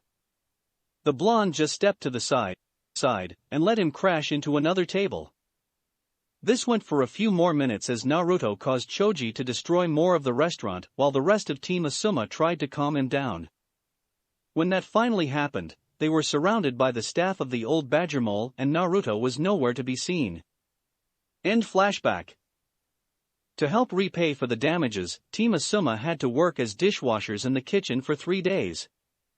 After they had finished that, they tried to look for Naruto but only to fail. They were sure that they would find him again. All they had to do was keep looking. During all this action, Aang decided to start the search once again for Appa. Sokka had decided to help by trying to paint pictures of Appa for the missing posters, frowning as he worked. He sat on the floor next to Akela while Toph lounged nearby, Momo licking her foot. Kankuro had borrowed 2 tables and placed them together and against the wall. He sat there, working on something that nobody, aside from his brother and sister, really knew was. Shikamaru and Temari were playing shogi with Gaara keeping an eye on them, a combination of watching both of their strategies and making sure Shikamaru stayed on his side of the board, due to an incident in Suna that involved a game of strip shogi. Both Gaara and Kankuro agreed that one of them should always keep an eye on the two whenever they were near a shogi board. The front door opened, letting Aang, Katara, Asuma, Ino, Choji, and Shuyi in. We found a printer to make our posters, Katara announced, holding a poster of Appa. It was professionally done, and gave a good image of what Appa looked like. Sokka looked up at the poster. Good to know, because I don't think this is going to work. He held up a painting to emphasize his point. Sokka, the arrow is on his head, Aang told him. Katara tried to hold in her laughter at her brother's attempts at drawing the sky bison. It was horrible to say the least. See what I mean? He asked the wolf beside him. Akela nodded in agreement. It's not that bad, Kankuro said without even looking up from what he was working on. Yeah, it looks just like him to me, Toph said. Okay, you're not even looking in this direction, Sokka told the Suna shinobi, who was indeed still looking at his workbench. And why do you feel the need to do that? He asked the blind earthbender. Let's stick with the professional version, Katara suggested. No complaints here, he told her, ripping up the poster he held on his hands. Come on, let's get busy. Aang told them, holding stacks of posters in his hands. Well, he's certainly upbeat, Temari noted, looking up from her game. It's troublesome, Shikamaru told her, moving a piece. Checkmate. She looked at the board. Damn it, you always do that. She reached for the sash around her waist with a small smirk on her face. I guess I should reward you. Gaara's gaze hardened and Kankuro whipped his head around to look at them. I don't want to run down the street to avoid becoming a eunuch, because of you, troublesome woman, Shikamaru told her, avoiding the gazes of her brothers. That already happened once. Oh, you're no fun, she said, putting her hands down. She was smiling more fully now, happy to see the Konoha shinobi squirm. Hey, can you and the lazy save the honeymoon for later? Shuyi asked the two of them. Look at the arrowhead. He's practically vibrating where he's standing. She pointed at Aang, who was indeed practically vibrating with barely contained energy. Perhaps it is best if we went to work, Gaara told them. That was all Aang needed to hear. He was out of the door with Momo before anyone could blink. The two of them flew over the city, dropping posters as they went. It was another day in the tea shop. Both Iroh and Zuko were serving tea, and judging by how many people were in the shop, they liked the tea. But things soon became different. So, you're the genius behind this incredible brew, a richly dressed customer told Iroh after drinking some of the tea, standing up from the seat he was in. The whole city is buzzing about you. I hope Pao pays you well. Good tea is its own reward, Iroh told him. It was something he believed in. But it doesn't have to be the only reward, the customer replied. How would you like to have your own tea shop? He was stunned by the offer. My own tea shop? This is a dream come true. Having overheard the last part of the conversation, Pao decided to join in. What's going here? Are you trying to poach my tea maker? He demanded. Sorry Pao, but that's business for you. Am I right?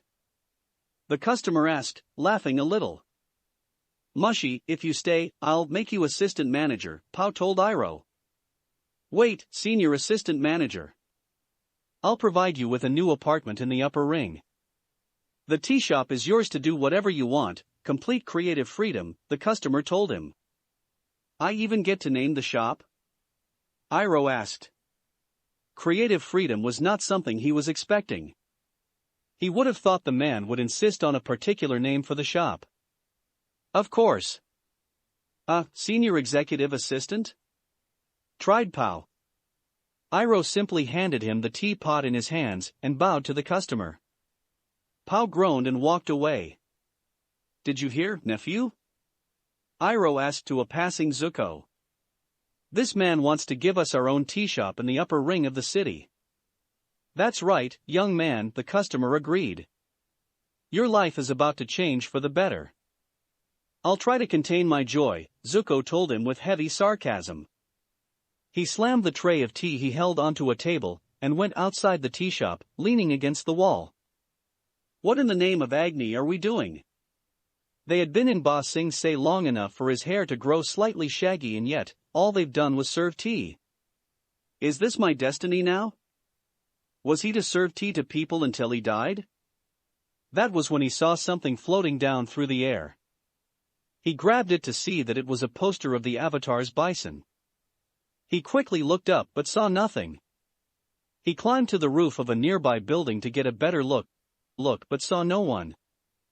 I swear this moron has no understanding of the words discreet and subtlety, Naruto's voice spoke from behind Zuko. He turned around and sure enough, Naruto was there on the roof. Naruto noticed him as well. Hey, Zuko, he said in greeting. Love what you did with your hair. What are you doing here, Naruto? Zuko asked him carefully. How the blonde get into Ba Sing Se, and more importantly, what was he doing in Ba Sing Se? Well, I'm currently wondering just how idiotic the Avatar is. Doesn't he know that this will just get the attention of the Dai Li? He looked at Zuko thoughtfully. So, what are you going to do about it? What are you talking about? Zuko, you've been going after the Avatar for 3 years now, and you're just going to let an opportunity like this slip by? His eyes widened slightly in realization. This was indeed a golden opportunity. If there were posters that were giving information about the Avatar's bison, it must mean that the Avatar was here in Ba Sing Se. But he knew he could say that to Naruto, certain that he would somehow report it to Azula. What I do is none of your concern, he finally said. Hey, it's your choice. It just seems like you've been given an easy chance to capture the Avatar. All you have to do is get the Sky Bison, the blonde shrugged. Well, do what you want to do. He walked over to the edge of the roof and stepped off, falling to the ground. Zuko quickly made his way over to the edge to see if Naruto was alive, only to see no one on the street below. Everyone was doing their own thing. Kankuro was still working on something. Toph was throwing a ball against the wall. Shikamaru was teaching Shuyi how to play shogi. Ino was doing some flower arranging. Choji was checking the supplies they had recently bought. Asuma was sharpening his chakra blades. Temari was checking her equipment. Gaara just sat in a corner, waiting. Sokka and Katara were playing a game involving tiles. Aang walked through the front door with Momo. I just finished dropping all the leaflets. Has anyone come in with news about Appa? He asked as he ran to where Katara and Sokka were sitting. It's only been a day, Katara told him, focusing on the tiles in her hand. Just be patient. He did sit down, but when they heard knocking on the door, he stood right back up. Wow, you're right, he said. Patience really pays off. He ran back to the door. He opened it, revealing a visitor that they were not expecting. Judy? He asked, staring at their guide. Her creepy grin was plastered on her face. Judy, the one they actually knew, walked into the house. Hello Aang and Katara and Sokka and Toph and Shikamaru and Ino and Asuma and Choji and Gaara and Temari and Kankuro and Shuyi, she greeted them as they gathered up in front of her. Mouthful, Shuyi commented. No one paid attention to her. What happened to you? Sokka asked as he placed a restraining hand on a snarling Akela. The wolf still did not like the woman in front of them. Did the Dai Li throw you in jail? What? Jail? Repeated Judy. Of course not, the Dai Li are the protectors of our cultural heritage. But you disappeared at the Earth King's party, Toph said. They didn't see her when they left and hadn't seen her since, until now, that is. Oh, I simply took a short vacation to Lake Laogai, out in the country, she told them. It was quite relaxing. But then they replaced you with some other woman who also said her name was Judy. Katara told her. It had been a little more than creepy to see a different woman with the same name, clothes, and creepy smile. I'm Judy, she replied like it was the most obvious thing there was. Why are you here? Aang asked. She pulled out a poster of Appa. Dropping flyers and putting up posters isn't permitted within the city. Not without proper clearance. We can't wait to get permission for everything, Sokka told her. They wouldn't be able to do anything if they did, they'd just be sitting on their rears all day, waiting for permission to move. You are absolutely forbidden by the rules of the city to continue putting up posters, she told them, that creepy smile still on her face. Aang got into Judy's face, his head literally getting bigger and turning red. We don't care about the rules and we're not asking permission. He bellowed, steam coming out of the back of his head. We're finding Appa on our own and you should just stay out of our way. He slammed the door in her face. That's going to come back and bite us in the rear, Choji noted. He just knew that it would do that. Aang, you shouldn't have lost your temper like that, Asuma told the air nomad. It was never a good thing when someone exploded in that manner. It would always reveal something to the other person, who might try to use it to their advantage. I don't care. He snapped, his head going back to normal size and turning less red. He was sick and tired of the runaround they were going through. From now on, we do whatever it takes to find Appa. Yeah, let's break some rules. Toph cheered before destroying a side of the house via earthbending. The rest of the group was silent. I don't think that was what he meant, Gaara finally said. Let's just get going, Aang said. They could worry about the damages later. One question though, Kankuro said. Did anyone else see his head go big and red, or was it just a genjutsu? He pointed to Aang. I saw it and I don't even know what a genjutsu is, Shuyi told him. That had been a weird thing to see.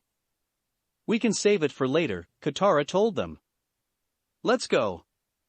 They exited the house, unaware that they were being watched by Dai Li from a nearby roof. I'm extremely disappointed in your work with the Avatar and his friends, Judy. I had hoped that you would be able to control this situation, Long Feng said as he sat in front of the fire. Judy had just recently come to him and told him about what the Avatar was trying to do. I'm so sorry, but they don't trust me anymore, Judy told him, starting to get upset. I don't think I can keep working like this. Judy, the Earth King has invited you to Lake Laogai, he said to her. Her eyes dilated at those words. I am honored to accept his invitation, she said without emotion. Good, now go await further orders. She left the room. He stood up and stared into the fire. If the Avatar keeps searching for his bison, it could upset the delicate balance we've worked so hard to achieve in this city, he said, half to himself and half to the agents in the room. It could even cost us control of the Earth King. Should we take care of him? One of the Dai Li agents standing at the door asked. No. It's much too dangerous for us to confront him directly. Let's see if we can handle this quietly. Sir, might I suggest we use the boy we took care of? The other agent suggested. Apparently, he and the Avatar have had a history. Long Feng said nothing, he just nodded his agreement. Iroh was packing away clothes when the door to the apartment opened and Zuko walked in. So, I was thinking about names for my new tea shop, Iroh told him. How about the Jasmine Dragon?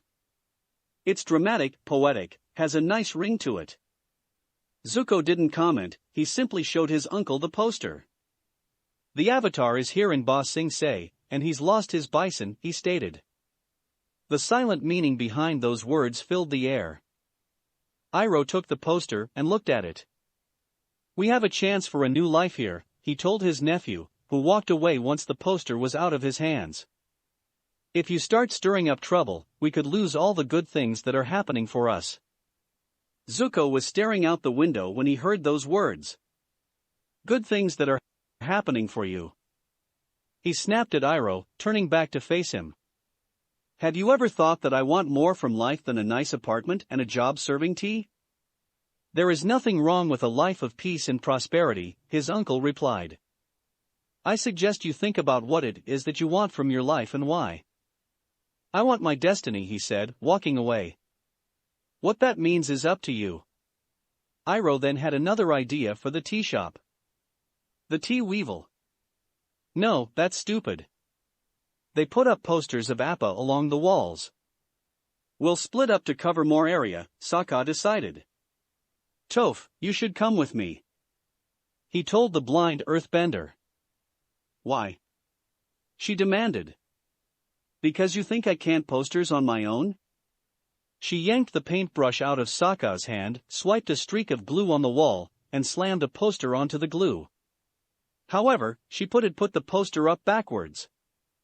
It's upside down, isn't it? No one said a word. I'll just go with Sokka. She handed him back the paintbrush. They split up and went different ways. Katara and Shuyi were putting up posters near a river when they heard a voice, one Katara knew. Katara? Said the voice. She turned her head and gasped, confusing Shuyi. Standing behind the two girls was Jet. I think I can help you, he told them. Katara's reaction was to blush in anger, bend the river behind her up into the air, and hurl it at him. Katara, I've changed. He protested before the water sent him flying into an alley. Katara went after him. Tell it to some other girl, Jet. She told him before bending some of the leftover water into ice spikes and throwing it at Jet. I think I'm missing something here. Shuyi called out. Neither of them paid attention to her. One was trying to make he didn't die and the other was trying to kill him. Jet drew his hooked swords to shatter the spikes, but was forced back to the end of the alley, which was a dead end. I don't want to fight you. I'm here to help. To prove his point, he dropped his swords, sending them to the ground. Katara looked baffled. Jet then reached for something behind his back, making Katara pin him to the alley wall via more ice spikes. By now, the rest of the group had shown up. Katara, what is it? Sokka asked. He had heard a fight beginning and raced over. Jet's back, she growled, staring at the freedom fighter with hatred in her eyes. He just stared dispassionately back. Oh boy, Aang replied. That wasn't good, especially when Katara was this mad about seeing him. Hey! Shuyi shouted, getting everyone's attention. I'm pretty sure the rest of us are lost here. Could you please explain who exactly this guy is? I'm with her, Kankuro said. Same, Ino agreed. To her, it was just a stranger pinned to the wall before them. We met Jet a while back, Sokka told them. We didn't leave on good terms. That might have been putting it mildly, as they had left him frozen to a tree after stopping his attempt to destroy a dam. So, we can't trust anything he says. Katara said, glaring at the man in question. We don't even know why he's here, her brother told her. I don't care why he's here. Whatever the reason is, it can't be good. She was prepared to crush the freedom fighter right where he was pinned. I'm here to help you find Appa. Jet finally said. He revealed what he had been reaching for, one of the Appa posters. Open mouth, insert foot, Shuyi said. No kidding, Ino said.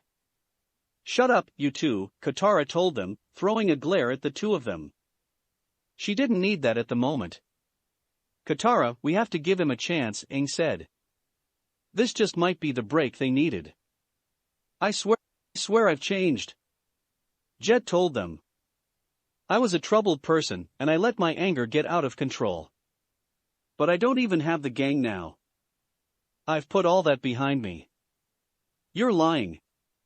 Katara said. She could not and would not believe anything that came out of his mouth. Toph walked up to the wall and placed her hand on it, next to him. He's not lying. How can you tell? Choji asked, curious about how she could do that. I can feel his breathing and heartbeat. When people lie, there's a physical reaction, she explained. He's telling the truth. Katara, we don't have any leads, Aang told her. If Jet says he can take us to Appa, we have to check it out. All right, Katara agreed, before pointing a finger at Jet. But we're not letting you out of our sight. She pointed again to emphasize her point. Can you say tension? Kankuro asked with a smirk on his face. I believe you can. Gaara answered, smiling a little. They unhooked Jet from the wall, and he led them to a warehouse.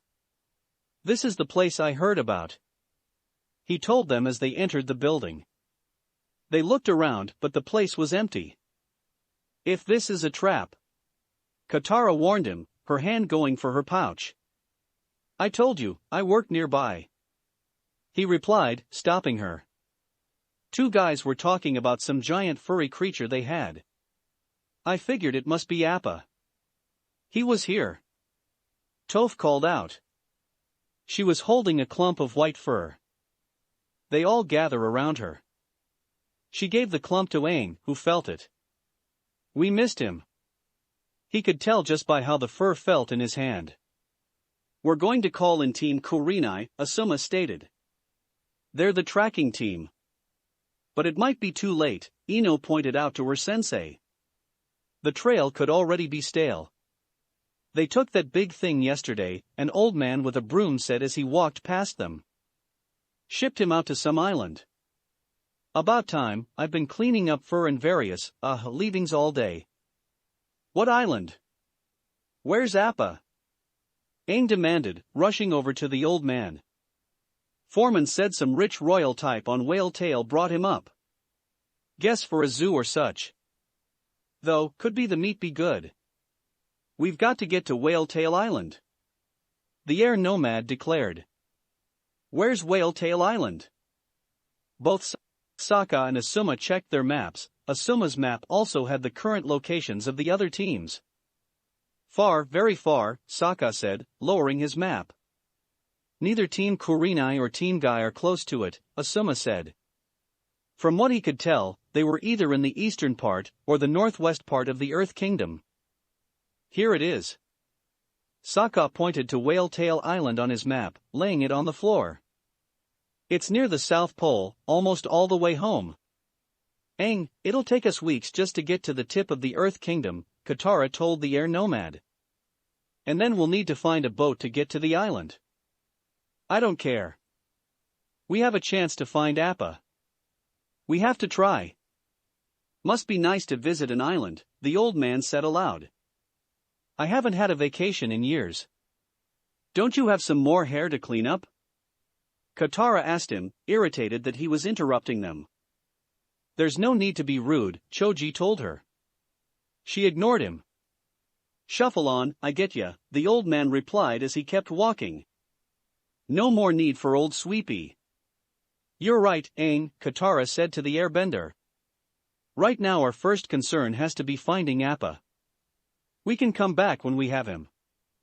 Alright, let's get moving, Sokka told them, both he and Akela taking the lead. I'll come with you, Jet told them as they started to leave the warehouse. We don't need your help.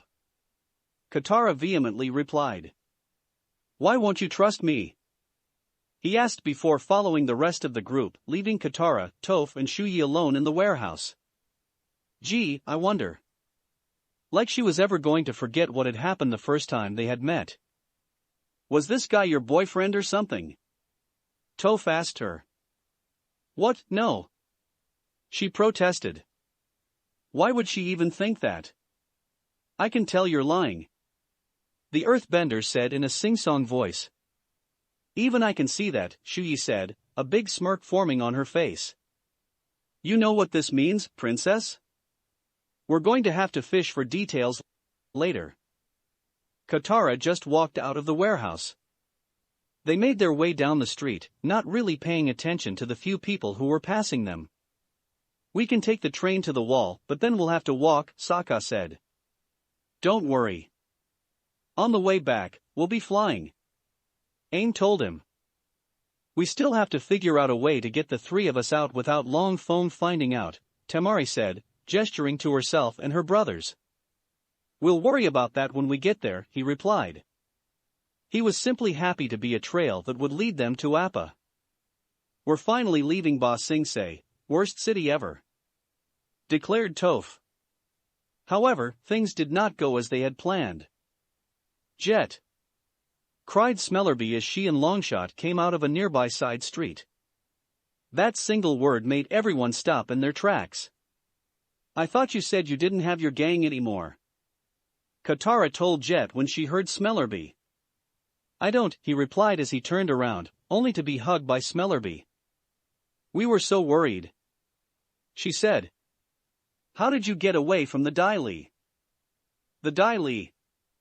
Repeated Katara, a shocked expression appearing on her face. I don't know what she's talking about, Jet said in protest. He got arrested by the Dai Li a couple of weeks ago. We saw them drag him away. Smellerby explained as the others gathered around. Why would I be arrested? I've been living peacefully in the city. He vividly remembered coming into the city, finding a job, and not causing a fuss about anything. He knew that was what happened. Toph knelt to the ground between them, placing her hand on it. This doesn't make any sense, she announced. They're both telling the truth.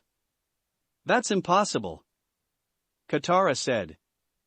One of them had to be lying. Nothing is impossible, Gaara told her. He knew that from experience. Gaara's right, Sokka agreed, figuring out the truth. Toph can't tell who's lying because they both think they're telling the truth. Jet's been brainwashed. That's crazy. It can't be. Jet denied. He then noticed that everyone was beginning to enclose upon him. Stay away from me. They didn't listen. It was dark outside, and everyone was in their own home. A daily agent walked down the street, patrolling the city. Out of my way, Skinny, a voice declared behind him. The blue spirit ran by, shoving the agent out of the way. Watching him turn into an alley, the agent gave chase. When he came to the front of the alley, he saw the blue spirit standing in the middle of the alley, swords drawn and obviously expecting a fair fight. The agent launched one of his rock gloves at the blue spirit's chest, making a hole, and launched the other at the spirit's head, knocking clean off. As the head landed, it was revealed that it was only a dummy. Ha! The agent asked before feeling a sword at his neck. If you don't want to end up like him, you'll do what I'll say, the blue spirit threatened the agent as he stood behind him. They took Jet to a building where the daily would not go looking for them. To ensure that they didn't get sneaked up on, Momo and Akela stood outside and kept watch. The daily must have sent Jet to mislead us. And that janitor was a part of their plot too, Katara said. This is becoming a drag, Shikamaru said to himself. Just pay attention, little boy, Temari told him. I bet they have Appa here in the city, Aang said, thinking it over. Maybe he's in the same place they took Jet. Where did they take you? He asked Jet, who was sitting in a chair. Nowhere. Answered Jet. I don't know what you're talking about. He knew that he had been in the city and living peacefully. He didn't know anything about the daily. We need to find a way to jog his real memories, the air nomad muttered. That was probably the only way they were going to get anywhere. Ino, get to work, Asuma ordered his student. Understood. Everyone, give me some room. They did as they were told. Shintenshin no Jutsu, mind-body switch technique. She said, her hands flashing through the hand seals. The first thing she saw in his mind as she tried to work the memory block out was the memory of his home burning to the ground. He was a child and could do nothing as he watched his family burn to death, their screams still reaching his ears. No. He screamed, lurching forward and sending Ino back into her own body. It's too painful, don't ever do that again. He all but yelled at her. Ino, are you okay? Choji asked, concerned for his teammate. Yeah, I'm fine, she said, getting up from where she fell. I'm just surprised that a guy who doesn't know anything about chakra was able to push me out. It must have been quite the powerful memory for him to do such a thing. Were you able to get into his memories? Shikamaru asked. She shook her head. Not fully, I only managed to loosen the grip of the memory block, but I don't think he'll let me in again. Maybe this will help. Katara walked behind Jet, bent water out of her pouch, and held it to his ears, trying to heal his mind. Ino walked up to him and repeated her jutsu, going into his mind again.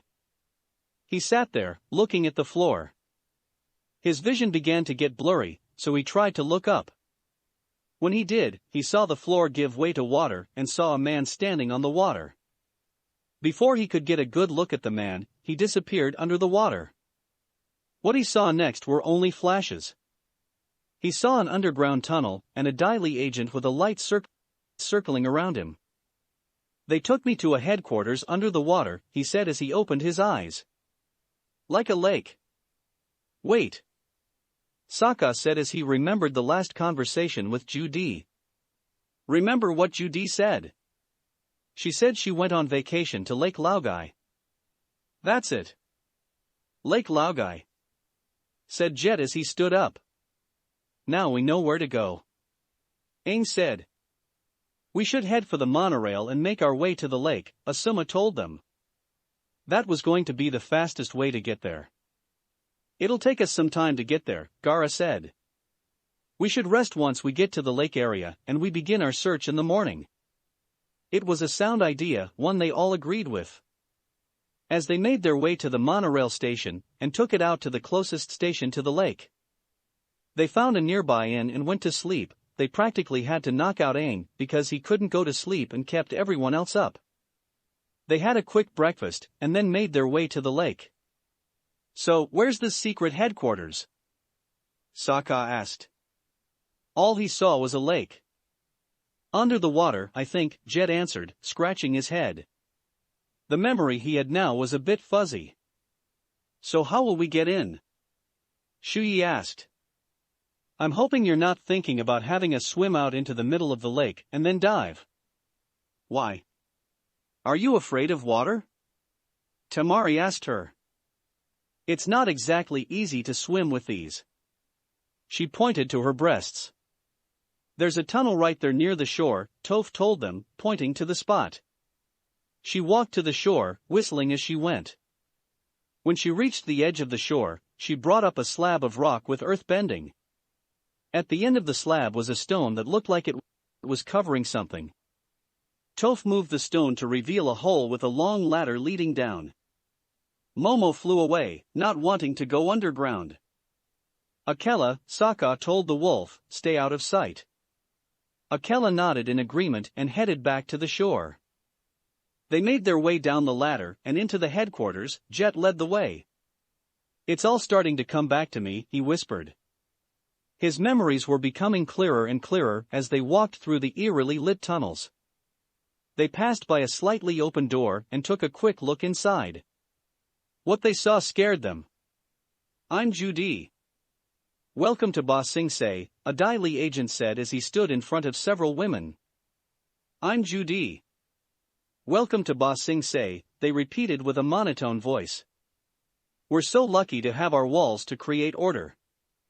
"We're so lucky to have our walls to create order," they repeated with the same voice. "By the spirits, that's terrifying," Shuyi whispered as she looked through the door. How could they do this? They were taking women and turning them into dolls. "The rat only wishes to have power and control," Gaara told her. He does not care about the methods to get them. He was disgusted by what he was seeing. Even he had been treated better as a child than those women were now, and that was saying something. "That's why we have to stop him," Sokka said.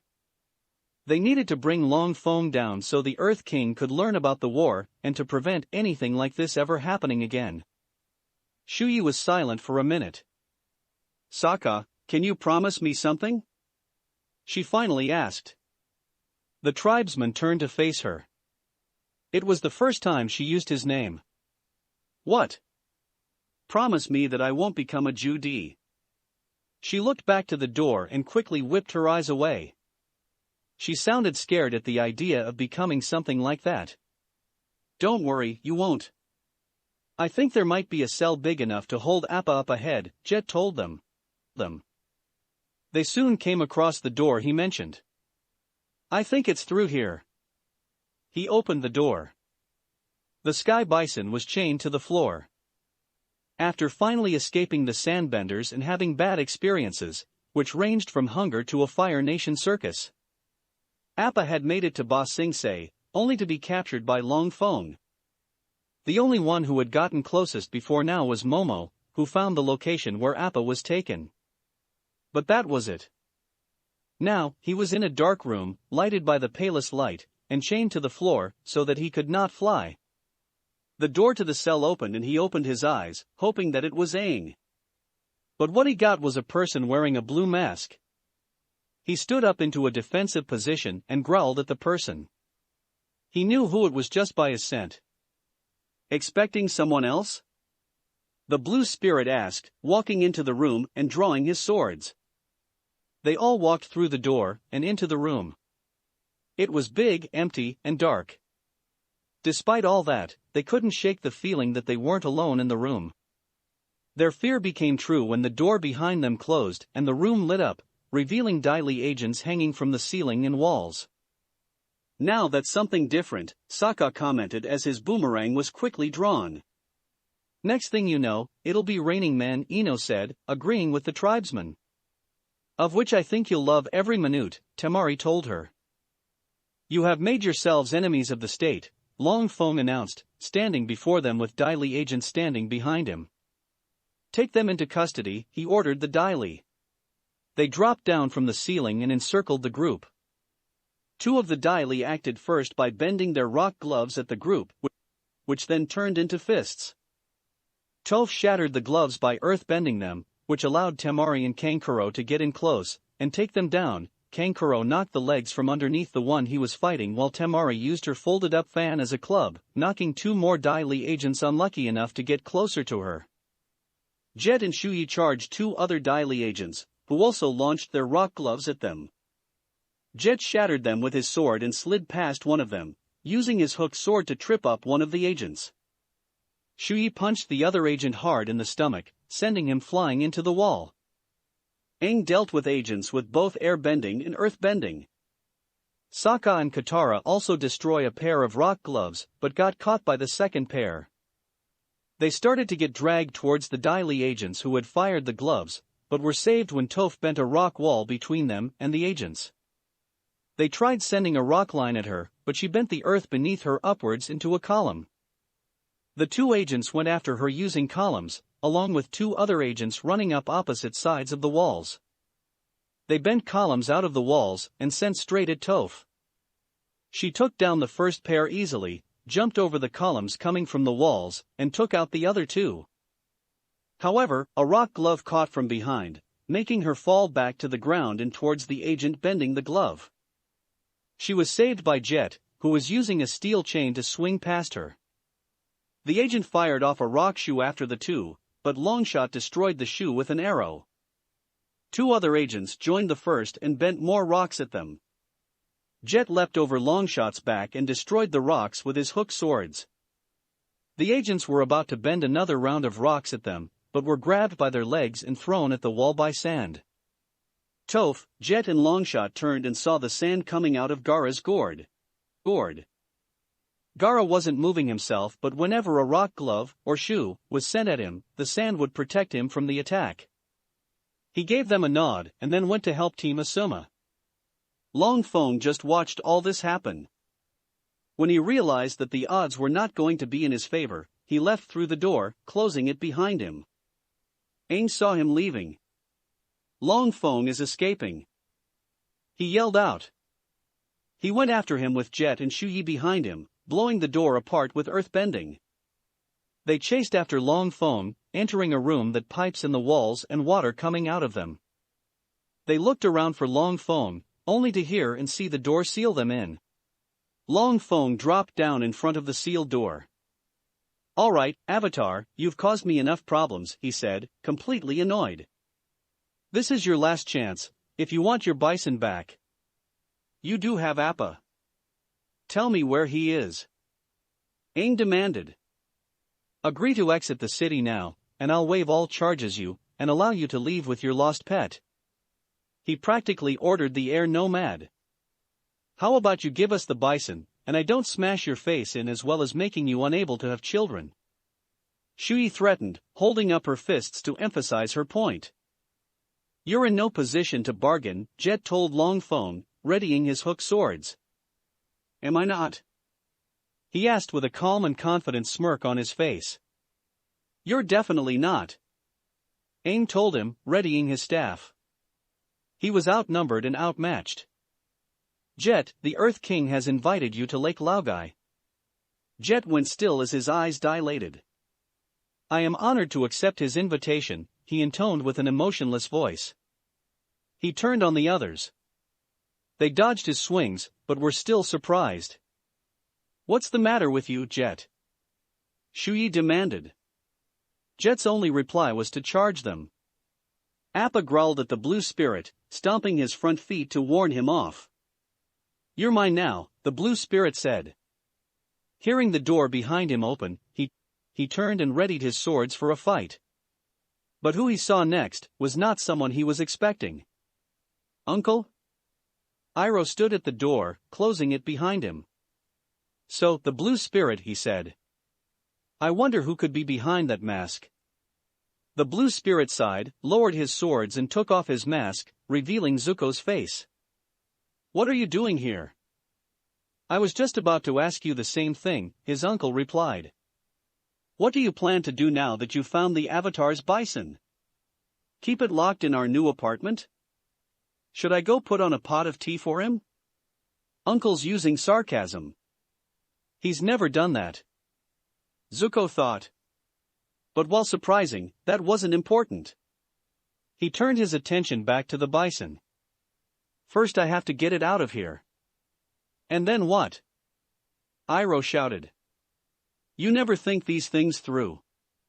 This is exactly what happened when you captured the Avatar at the North Pole. You had him, and then you had nowhere to go. I would have figured something out. He protested. No. The Dragon of the West yelled at him. If his friends hadn't found you, you would have frozen to death. He growled slightly in frustration and looked away. I know my own destiny, Uncle. He had to bring the Avatar to the Fire Nation. He had to go home. Is it your own destiny? Or is it a destiny someone else has tried to force on you? Stop it, Uncle. I have to do this. He faced the bison. That was what he had to focus on. With it, he was even closer to taking the Avatar captive. I'm begging you, Prince Zuko. Iroh said, using his title, something he hasn't done since they had first traveled to Ba Sing Se. It's for you to look inward and begin asking yourself the big questions. Who are you and what do you want? Zuko's emotions ran rampant. He tried to calm them, but he just couldn't. Not being able to take it anymore, he gave a frustrated yell and threw the swords and the mask to the ground. His yell echoed all around them, bouncing off the walls. It almost seemed mocking. Jet kept coming at both Aang and Shu Yi, swinging wildly. Jet, it's me, Aang. Aang told him as they dodged. You don't have to do this. I'm afraid he no longer has a choice, Long Feng said smugly. You can't. Shu Yi shouted. She tried to charge him, but Jet attacked them again. Aang and Shu Yi moved out of his swings. They didn't want to get hit by them. Aang sent him skidding back with a blast of air. Jet, I'm your friend, he said. Look inside your heart. Jet shook his head, like he was trying to clear it. Do your duty, Jet. Long Feng commanded him. He walked towards the two and stopped, breathing heavily. He can't make you do this. Aang told him. You're a freedom fighter. Those words caused Jet to remember everything those words meant, the thought of his friends, what they did, and why they chose to do it. The memories started to blur together, and he kept seeing Long Feng's face interspaced between the memories. Finally, the haze of memories cleared and Jet returned to normal. Long Feng did not see this. Do it. Do it now. He commanded. Jet responded by throwing one of his hooked swords at him like a spear. Long Feng sidestepped and responded by bending a rock line at Jet. It struck him hard in the chest, sending him to the ground. Both Aang and Shu Yi saw this when the dust cloud finally cleared. They over to Jet as Long Feng bent a rock column upwards and leapt into a pipe.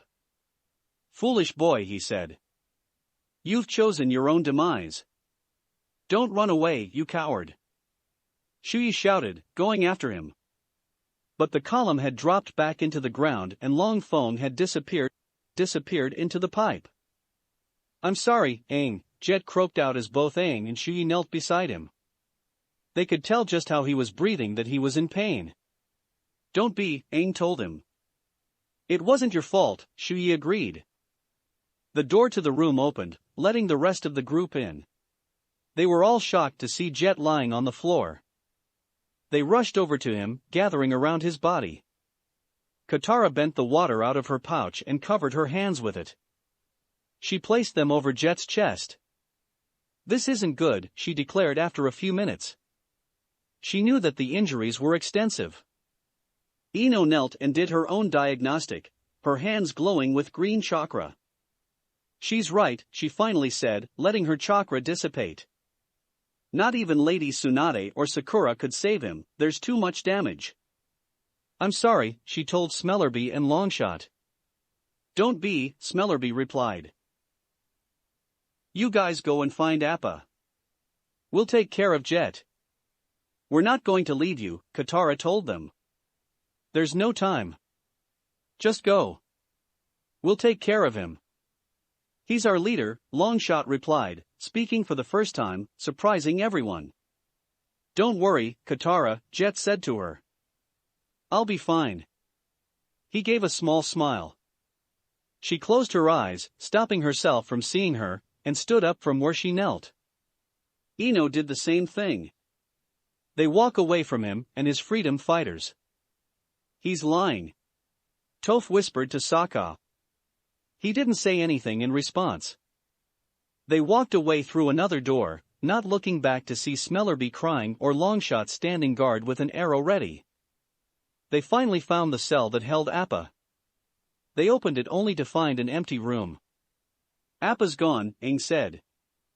Long Feng beat us here. If we keep moving, maybe we can catch up with him. Sokka stated. They all ran out of the room and found a nearby exit. Toph bent it up to the surface and broke through the stone serving as a blocker. They jumped out of the hole and saw Akela running towards them. We have to keep moving, Asuma ordered. They all started running down the path when both Aang and Shikamaru noticed that there were Dai Li coming out of the exit and chasing them. We've got Dai Li agents on our 6. Shikamaru told them, quickly looking back at them to count how many there were.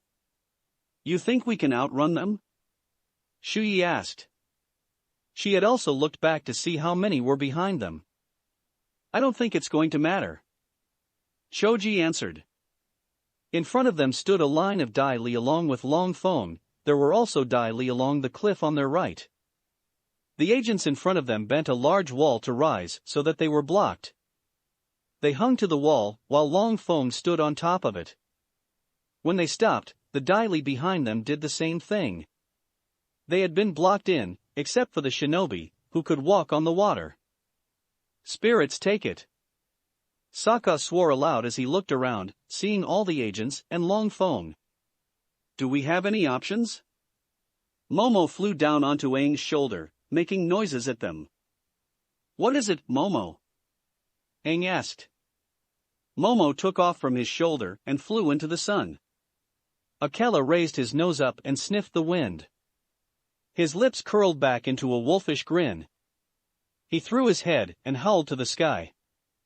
The Dai Li agents shivered at the howl. It almost sounded like a battle cry. After Akela was done, silence reigned supreme. Then, from above they heard a roar that seemed to answer Akela's howl. From the direction of the sun, a certain sky bison flew down to them. Appa! Cried Aang with joy.